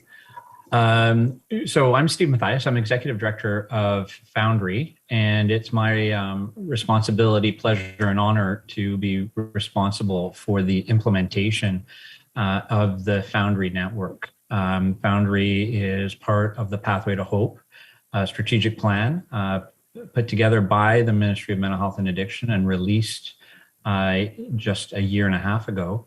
But this is a nonpartisan initiative. This was first started as an initiative in 2016 and continues to this day. At the moment, Foundry is a network of 11 centers, as well as our virtual care service. Foundry offers a one-stop shop model of effectively all the services a young person would need between the ages of 12 and 24. It's quite a unique model, with only Ontario having a similar model. And we continue to see other provinces in Canada adopt the same model as we have here in British Columbia. So our service offers mental health, substance use, walk-in counseling, as well as physical health, peer support, and social services. And those social services are typically predicated based on what the communities see their young people requiring. We also have our virtual service, which offers similar services, and those services are available to young people around the province. And that was launched in April 2020, along with an app that I think this province should be really proud of. This is it was a huge step, and it's a technology that doesn't exist anywhere else. And so we're really pleased with how that's worked.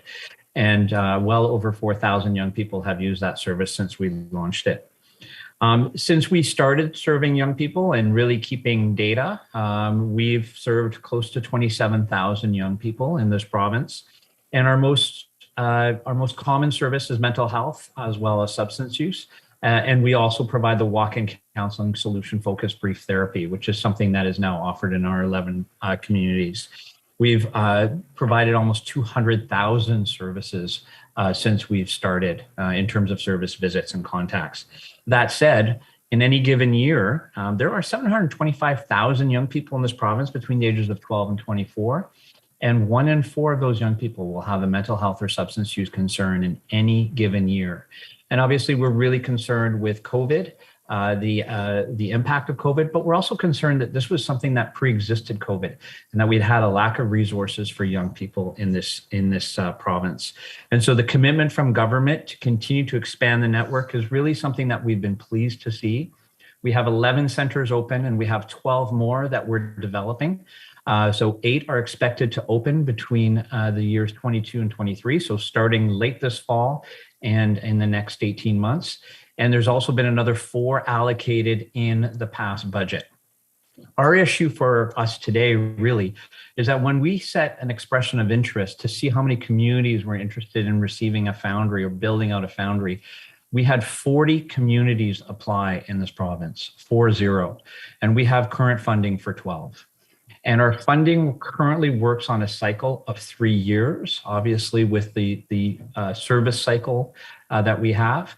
But what we're really asking for is a commitment from both parties and both sides of the aisle to see Foundry through in all the communities that are looking to have foundries supporting their young people, to really consider the build out of 30 to 35 of our centers, and to allow us a longer runway so that we can plan into 2026 and 2027, so that we can, with assuredness, know that we'll have foundries being built in the communities that are looking to have foundries built, and that we can also start working with the municipalities and other nonprofit organizations and organizations like BC Housing to really create sustainable models and identify the spaces where foundries would exist in advance so that we have a longer runway. In effect, we're looking for a 4 to 5 year runway to build this model out rather than what we have currently, which is 2 to 3 years. And so in summary, we know that there's probably another 20 to 25 communities looking for foundry centers, and we are hoping to work with the Finance Committee over the next year to 2 years to see this model through so that we can maximize the impact for young people around this province. Thank you very much. Thanks, Steve. So I'll open it up to questions. We've got about 10 minutes for questions for both of you.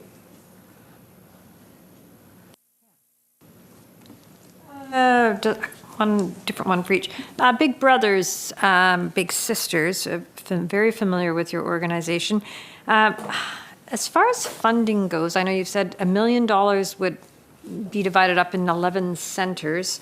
Do you receive funding now from gaming and from any other sort of, or any other provincial source? The only funding we receive consistently is BC gaming funding. We operate in schools and in community without provincial or federal funding, aside from gaming. Thank you for that. And with, Steve and Foundry, I'm familiar as well with your program. It's just absolutely marvelous and can't say enough about it and really want one for my community. And I see we're green on the list, but question, through COVID, how did you manage? I mean, through the height of it when we weren't able to meet and those kids needed services, because I know that I've heard reports where kids were not necessarily comfortable doing things online because they were at home and perhaps sharing information that they didn't really want shared and that kind of thing. So how did you manage through COVID, through the part where we couldn't meet? We were really pleased that we were able to keep all our centers open except one in terms of physical location where young people could come and receive services. Unfortunately, the one that wasn't was opened a week before COVID struck, so they were just getting their feet under them, so understandable. All 11 pivoted to virtual care within 2 weeks of COVID limits being put in place, and they supported the creation of our virtual services, and those virtual services continue today out of each center as well as our central service. So unlike some other youth clinics that unfortunately had to shut down, we were able to stay open and I think really innovate to reach out to those young people who were struggling. Oh, thank you. Lauren. Thank you, Chair. The question is to Steve. You mentioned that there are 12 centers that are funded out of the 40 requests. I wondered what the total number for that funding is. 12? So we have 11 open right now, and we have an additional 12 that are funded. Are you looking for dollar figures? Sorry. Yes, I am. I'm curious to know. I'm sure that my community, Williams Lake, I think has been approved for one, if I'm not mistaken. And I can appreciate that the size and everything else may not make averages very good, but I'm interested in knowing what the cost of those 12 new centers are going to be. Each one requires approximately $1.5 to $2 million in capital costs. So to build the center out, and you can see one behind me. Typically, the government capital costs are matched with philanthropic capital costs. So we bring in donors to match those costs and offset them. So lots of fundraising happens as part of this model. And then in terms of annualized operating dollars, each center, depending on the size, so in the case of Williams Lake, Caribou Chilcotin, they will receive $700,000 a year. That allows the community then to purchase additional services. The purpose of Foundry is to bring existing resources together into one space. So this is not all net you. I think part of the charm and the reason why this works well is that we create partnerships and we bring and co-locate all those resources that are behind 8, 10 different doors into one space, identify the gaps, and then top them up with money so that they can, the community specifically, can purchase the services they're missing. Absolutely. Yeah, I think the program is incredible. I commend Vanessa Ripplinger with her real effort on this to get this forward for us in Williams Lake. How many jobs will it create in our community, or how many could we expect? I know that it's services, but I think for each one, you can expect anywhere from 8 to 10 jobs to be created out of that 700,000. And one of the things that's really exciting for us is that young people become employed through our peer support model. So these are young people with lived mental health experience who are trained then as support workers. And then we see a lot of those young people go on to college and really get into the health services later on. Thank you very much.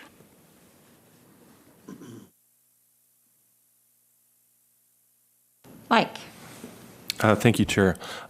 Karina, with regards to you've thrown out the $1 million number, and it was to I think what you said was to improve wait times or remove the wait lists. What are the wait lists at? Well, on any given day, they change. So we had estimated.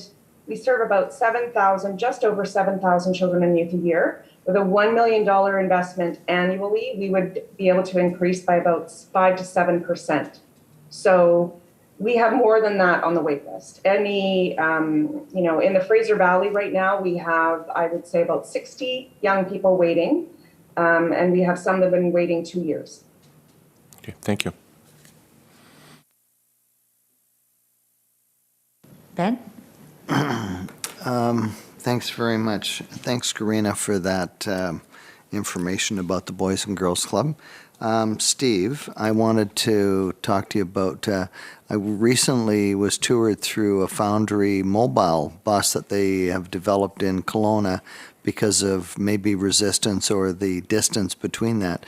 Is that, I guess that remains relatively unproven at this point, but it seems to me with the nature of communities, et cetera, having a fixed brick and mortar type of facility where many of the communities probably need something that's more mobile, et cetera. Is the plan to take some of these or take it on the road, I guess is what I'm saying. And how many of those will there be out of the 40, or are they in addition to the 40? I think at this moment in time, I think that the mobile model is one that we're going to evaluate. Like everything that we do, we need to see how it goes, and then also whether it makes sense in terms of the costs. That was a gaming grant that came to CMHA Kelowna, and we're really excited that they'll be working to serve young people in West Bank, and our anticipation is in more of the Central Okanagan region as well. I think that we are open to really working with the communities to identify what they feel they need. And so if it's a mobile service, then let's look to see and develop a mobile service. But if it's a pop-up or a satellite site, like many communities have spoken to, we'll also work with them there. The idea of this longer runway is that it allows us to identify space, social amenity space that communities and municipalities may be working with developers to have in place. And for us, it's really challenging to do that with an 18-month or 2-year window. It's a lot easier to do it with a 3-4 year window where we can start to support municipalities to create trade-offs between social space, social service space, and say residential commercial space. And that's really what we hope we can do, is to try to advance the runway a bit so that we can, as you point out, better address some of these smaller communities where the young people can't come all the way into, say, a Foundry Kelowna. Thanks.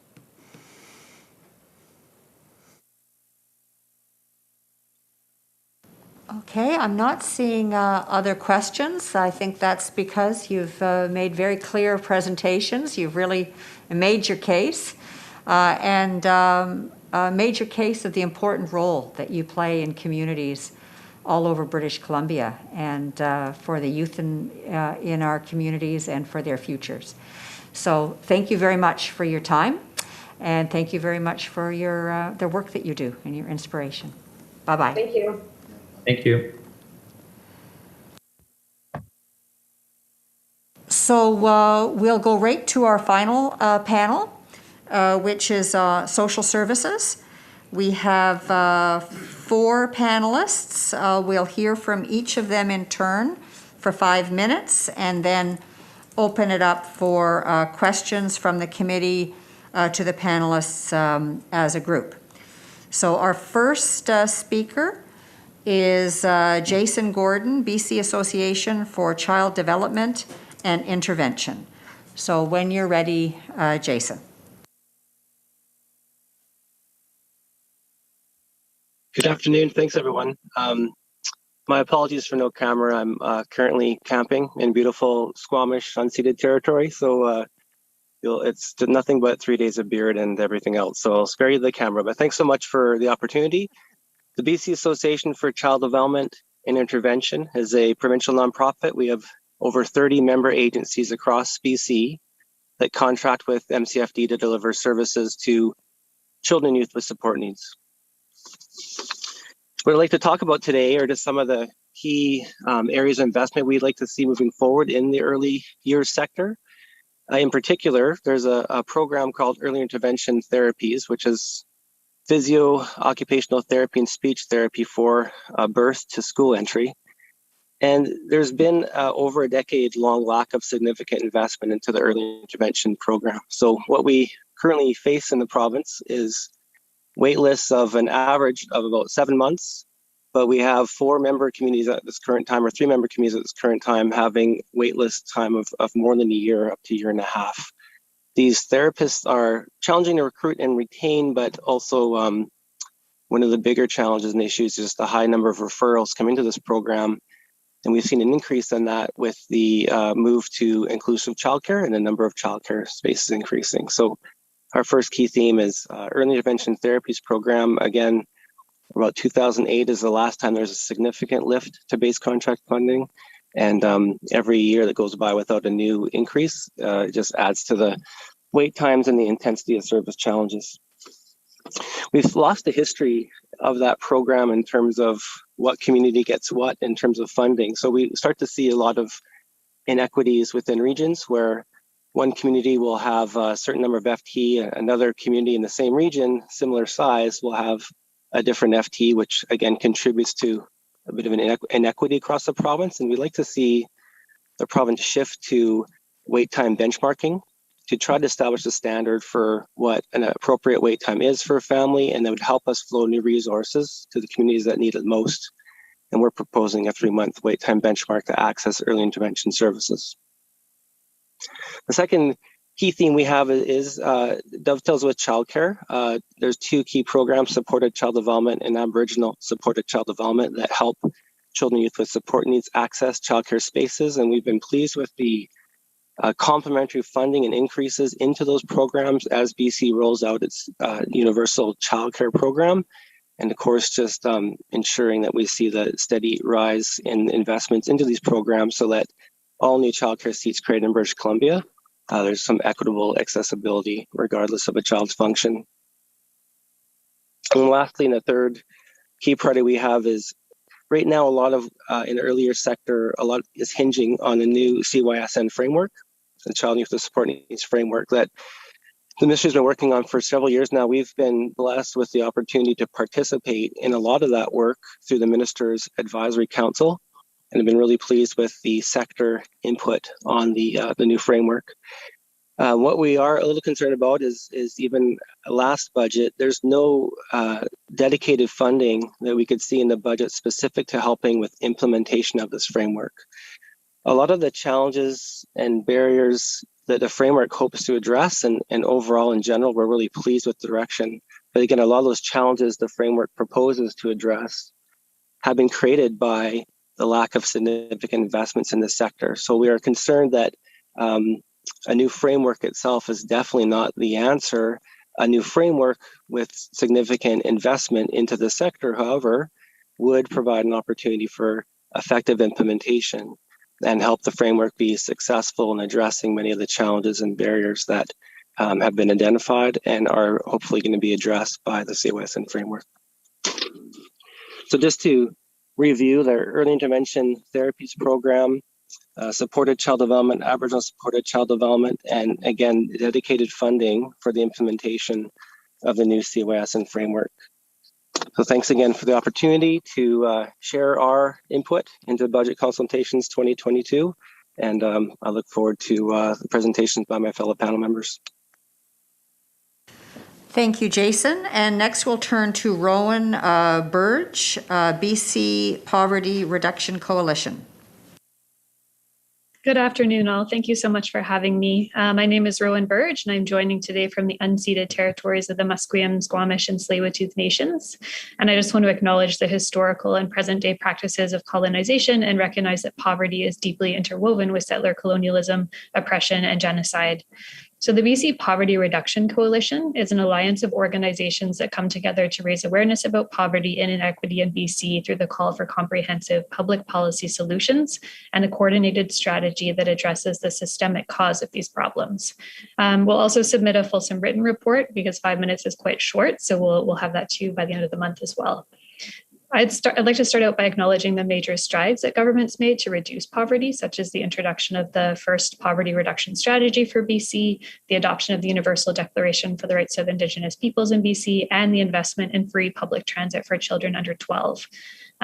Given the impact of this year's wildfires, heat waves, and the continuation of the COVID-19 pandemic, now is clearly a difficult time to prioritize, govern, and lead. It's also a crucial time for making critical investments to help support the urgent needs of individuals, families, and communities across BC, many of whom are facing unparalleled difficulties, barriers, and threats. For single parents, the cost of childcare can be outstanding, and for people like myself who live with chronic illness or disability, the cost of medication can also be devastating.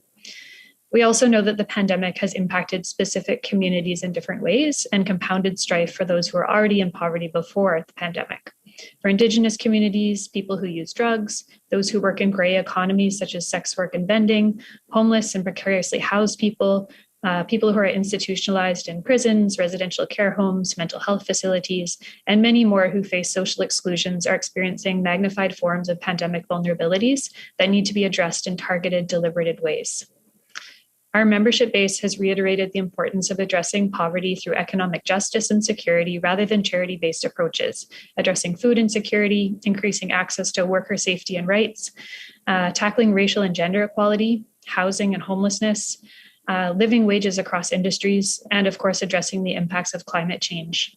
Climate justice must mean full social justice for communities when it comes to equitable economic survival and resilience, access to clean land, air, and water, and protection from the impacts of climate change that leave no one in the community behind. Universal basic services, including health, mental health, education, childcare, housing, transportation, and access to democratic and legal justice for all those who call BC home, are key areas of infrastructure that need to be centered in the conversations around the 2022 budget. We have the opportunity to tackle the public health crisis of poverty and build resiliency through increasing investments in our poverty reduction strategy and building and strengthening publicly funded universal basic services. Budget 2021 did add funding in important areas such as broadband internet for rural communities, investments in mental health supports in schools, and infrastructure investments that are significant and needed. However, there's much work to be done in terms of providing infrastructure and access provision to secure the basic needs of vulnerable British Columbians.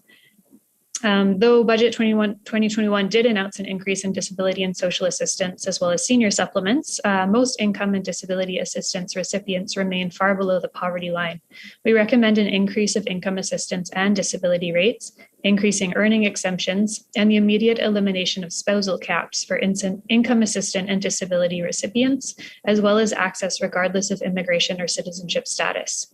We must secure incomes and benefits that far surpass our lowest calculated threshold for survival. We also recommend fast-tracking the expansion of the publicly funded universal accessible childcare system, raising wages for this predominantly women-dominated labor force, and also implementing living wages across industries, including government. We also stand for strong investments in public K-12 education and continuing to remove financial barriers for post-secondary students through grants instead of loans, reducing tuition fees, and expanding free public transportation to all ages across BC. We also echo the Vancouver Food Network's call for stronger poverty reduction legislation and policy, including the right to food principles, rather than fragmented ministry by ministry food policy. Because as we know, the pandemic has made access to food more difficult for many people, including Black, Indigenous, senior, and youth communities. Though there's a lot of work to be done to support sustainable poverty reduction work in BC, we really believe this work is possible. BC is a wealthy province and absolutely has the economic and financial resources to reduce poverty ahead of the legislated targets. We really appreciate the opportunity to speak today and share these recommendations. So thank you so much for having us on the panel. Thank you, Rowan. And next, Adrian Montani, First Call Child and Youth Advocacy Society. Good afternoon, everyone. Thank you for having us here today. My name is Adrian Montani. I'm the Executive Director of First Call Child and Youth Advocacy Society, which is, we work with a broad nonpartisan coalition of over 115 organizations committed to children's rights and well-being, the BC's Children, Youth and Rights and Well-being. We will provide a full written submission at the later in the month. So today I'm going to use my 5 minutes to just outline some key priorities that we want to get on your radar and thinking about. So, and some of this echoes some of the previous panelists. We know COVID has disproportionately impacted women's employment, especially single mothers and other groups that were already overrepresented in child and family poverty statistics. Our 2020 BC Child Poverty Report Card showed 1 in 5 children in BC were still poor, and this was in 2018, pre-COVID, and that more than half of BC's poor children live in lone parent families. The continuing legacy of colonialism is evident in the high poverty rates for Indigenous children. Other groups disproportionately affected by poverty are new immigrant and racialized children, children with disabilities, and youth leaving government care. The COVID-19 pandemic crisis has now seriously exacerbated these existing inequities and further marginalized poor children and their families. And we know poverty is one of the most powerful risks to healthy child development. Therefore, we start with a call for continued poverty reduction efforts to focus on raising incomes and reducing costs for families raising their children in poverty. Our recommended solutions include accelerated investments in quality, affordable, accessible childcare, affordable rental housing, paying living wages, increases in social assistance rates, reducing post-secondary financial barriers for low-income students, as Rowan already noted, and substantial improvements for youth transitions from the care system, among other measures. We note the efforts government has made in a number of these areas. Recently, the free transit for children under youth long waited. The BC Child Opportunity Benefit started showing up in families' bank accounts last fall, and we'll hope to see the impact of that on child and family poverty rates in BC when in future data releases. Many children's healthy development is also threatened by inadequate funding for crucial supports and services. As Jason noted, wait times for assessments and early intervention therapies and children's exclusion from access to childcare programs are huge problems for families raising children with support needs.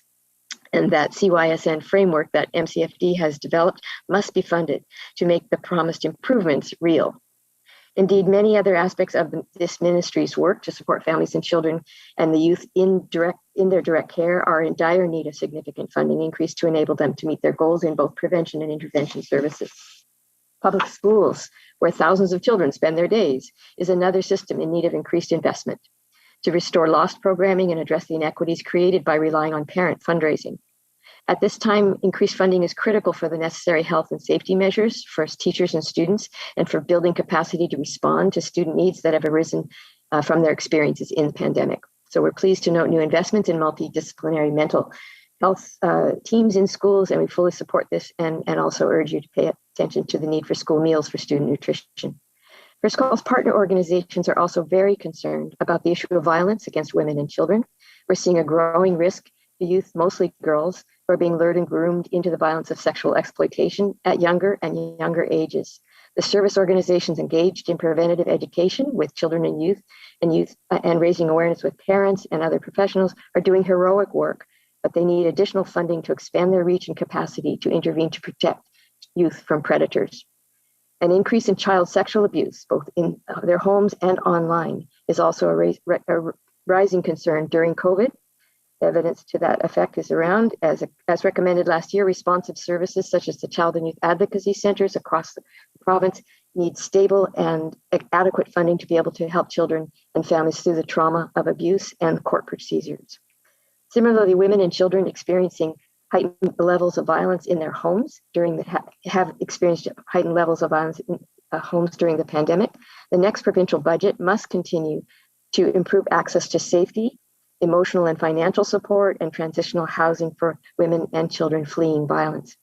So then I've just highlighted a few of our key concerns that our members have brought up to our attention. that need to be addressed in the next provincial budget. We have a number of more specific recommendations to share in our written submission later on. Happy to stop here and thanks for your time and happy to take questions.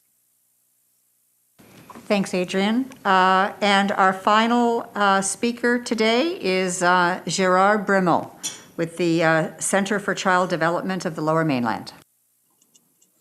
Thank you very much. I'd like to begin by respectfully acknowledging the Kwantlen, Musqueam, Katsi, Semiahmoo, Tawasin, Kikite, and Coquitlam peoples on whose traditional territories the Center for Child Development stands and whose historical relationship with the land continues to this day.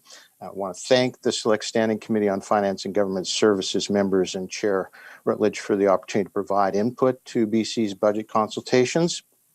Who we are in brief, founded by families as a registered charity in 1953, BC's largest child development center, an internationally accredited outpatient pediatric medical rehabilitation center serving the ever-growing South Fraser region, and one of the first accredited agencies in the first 100 since 2004. We serve BC's largest population of children and youth with disabilities, special needs, and support needs. And we are also home to Sophie's Place Child and Youth Advocacy Center and Surrey's Early Years program. So thank you, Adrienne, for the point re-CYCs. Our population in this area represents 40% of the children and youth in BC and 41% of all children with special needs. More than 50% of our families' primary language is not English, and their self-identification to us is of more than 20 different languages in a region with more than 60 to 80 different languages. We fundraise to provide interpretation translation services for every family who needs that. And I mention that because that is equivalent to what our BCACDI membership would be if we were a member, but alas, as Jason knows, we are not. So sadly, we're unable to afford that because we devote our funds in all forms to direct service. I mention it because we also have some divergent numbers. Because of that population size, our wait lists are up to 2 years for essential services such as speech language pathology that is desperately needed across many, many areas of disability and challenge. The 3,000 children per year that we serve throughout the South Fraser are about 10% of the more than 10 times more that need our services at a population of 29,000 children, 0 to 19 with disabilities, over 11,000 of them in the South Fraser who have severe to very severe disabilities. Population growth, as Jason rightly mentioned, has increased wait times over time, and there has not been commensurate, although we appreciate the funding that has been provided over time, to keep up with particularly the high growth in the South Fraser region, and with a special note of Surrey and Langley. We serve the most vulnerable, youngest, medically fragile children, such that sadly, from April 1, 2019 to the present, 13 of our children have passed away from their disabilities, one of them including from COVID, and of those, an even mix between those in early intervention therapies and school-age therapies. Approximately one child every couple of months is the pattern that dies from their disabilities. We provide the CYA services because we know the vulnerability of those children and that many of our children face a heightened risk of sexual assault and physical assault, in fact, 5 times more likely because of their disability than children who are not disabled. Last year, we served 232 children through Sophie's Place, some as young as 2, the average age 9, 2/3 of them girls. Our request is in keeping with some of the comments to date about equity, integration, sustainability, and funding distributions to keep pace with population growth, provide desperately needed resources for children requiring multidisciplinary evidence-based medical rehabilitation and complex care, and provide lifelong solutions to complex lifelong conditions. Our current ask and specific request for the South Fraser for this population is $7.7 million per year in additional funding just to address current wait lists. That is a moving target, however, because we receive more than 2,500 referrals for service every year. We have provided our submission to you in writing, and I will defer my time now to the committee with thanks for the opportunity to present. Thank you. Thank you so much. We'll now open it up for questions from the committee, and the first question is from Mike. Thank you, Chair, and thank you to all of you for your presentations and the plight, so to speak, that you're in. My question is to Gerard. I'm looking at page 5, where you've got these lovely yellow umbrellas in all of those slots that are there, and you mentioned Sophie's Place briefly. That's there. Can you expand just exactly what Sophie's Place is and who it affects? Thank you, MLA Starchuk. Yes, Sophie's Place Child and Youth Advocacy Center is the Lower Mainland's first integrated child and youth advocacy center, and consists of or comprises of the RCMP officers on site on a regular absolute basis, contingency of MCFD social workers, and Ministry of Public Safety Solicitor General workers, victim services workers. So these are actually government employees who work together with the staff of the Center for Child Development in a holistic child and youth advocacy center. We served 232 children last year, and those are the children who and youth up to age 15 years of age on site at the Center for Child Development. As mentioned, it's integrated in a child development center, which is the only of its type in the province, so that children can come in a non-stigmatizing way to receive services in a family-friendly environment.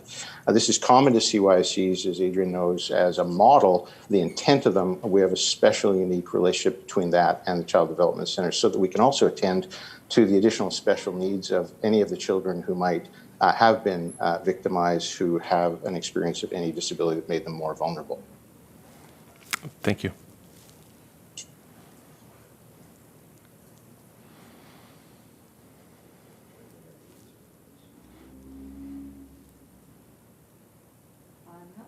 I'm not seeing additional questions yet, but I'm sure there will be. I have one, and for any or all of you. Speaking of wait lists, we did hear from some parents yesterday who were very frustrated and distressed about the length of time that it took for their children to be assessed, so that they could then get the kind of services and help that they needed. They suggested that part of the problem was that ministries were siloed, and that created a problem. Do you have any observations about that in terms of how the ministries have been working together or could work together? Happy to respond, Madam. So from the Center for Child Development, I'm sure you'll hear echoes from our fellow presenters that, yes, fragmentation, pathfinding, navigation is extremely complex for all of our families. It's one of the greatest banes of their reality in terms of navigating across all different systems. In fact, we did research over the last several years, and the truth of the matter is, given the complexity of things, many of our families who are the least able to navigate those systems lose out on many benefits they might otherwise obtain. Many of them simply can't navigate due to language challenges, poverty-related challenges, the complexity of things. In fact, I would relate a story quickly, which is that one of the most advanced, most educated families that we worked with said, I frankly can't figure this out, and I work inside the system. I have no idea on earth how it is that any family who doesn't could possibly navigate the complexity of our social welfare, healthcare, and service systems. We do our very best in our region to do this, but we're terribly underfunded for social workers and pathfinders to help navigate what are complicated systems. So there's 2 chicken and egg problems: 1, complexity; 2, the lack of pathfinders; equals 3, the problem that parents rightly have advised you of.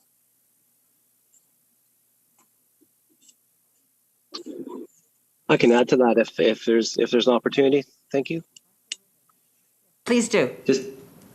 Thanks to Gerard's comments, and just to build on that, like one of the hopes we have is we've been pushing for more of a needs-based approach to service delivery, and instead of the the diagnosis-based model. So there may be an opportunity to streamline some of the referral to sources by moving away from diagnosis, specifically in BC for fetal alcohol syndrome disorder and autism spectrum disorder.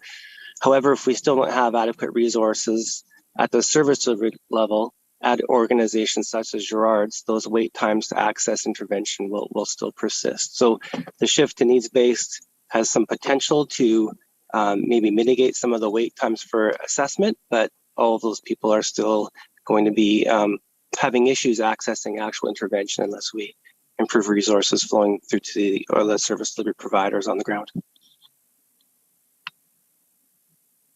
I understand. Anyone else want to jump in on this?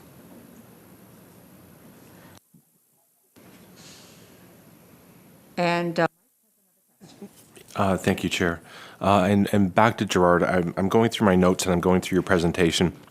And you gave us a dollar figure, and I just want to make sure that we're clear. Is the dollar figure that you provided to us what is ongoing, and is there an additional ask inside of here? Because I can't see that inside of the presentation. Yeah, so I did add in my verbal notes, I'm happy to forward it as either a spreadsheet or a budget submission on that last item that I mentioned, which was $7.7 million per year in additional funding. We've broken it down into subsets of the different services. They cover the entire waterfront of early intervention therapies, school-age therapies, support child development, family services, psychology, because we are a multidisciplinary, full-service, wraparound service. It represents in the neighborhood of 1,419 children waiting for each of those various services. It represents 65 FTE. We are a fully unionized healthcare service provider compliant with collective agreements applicable to Fraser Health and others serving in this area of service. So I can give you that full breakdown to the committee as a subsequent submission. Yeah, that would be great, because I just want to make sure that inside of there, when you talked about your waiting list and the length of time that was there, that there was funding that was added into that to try to mitigate or shorten up that wait list time. Thank you. Yeah, that's the funding to do precisely that, MLA Starchuk.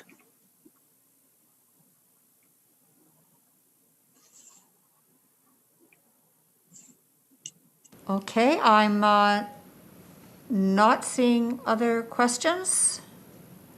So with that, we'll wrap it up for today. On behalf of the committee, I want to thank you very much for taking the time to present to us. Your presentations and your briefs represent a lot of work. And I think we know from what you've described about your work that it took time away from other important work.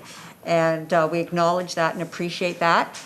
We also want you to know that we have heard you when you have said, we heard two strong messages.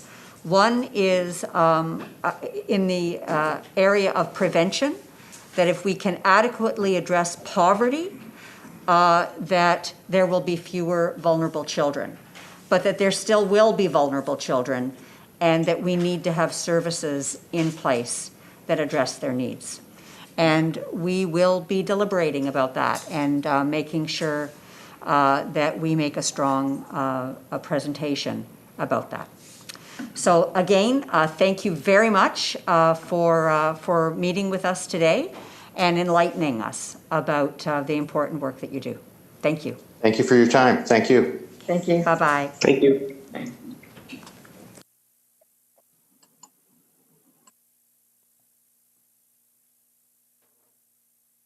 And I'll entertain a motion to adjourn. All those in favor?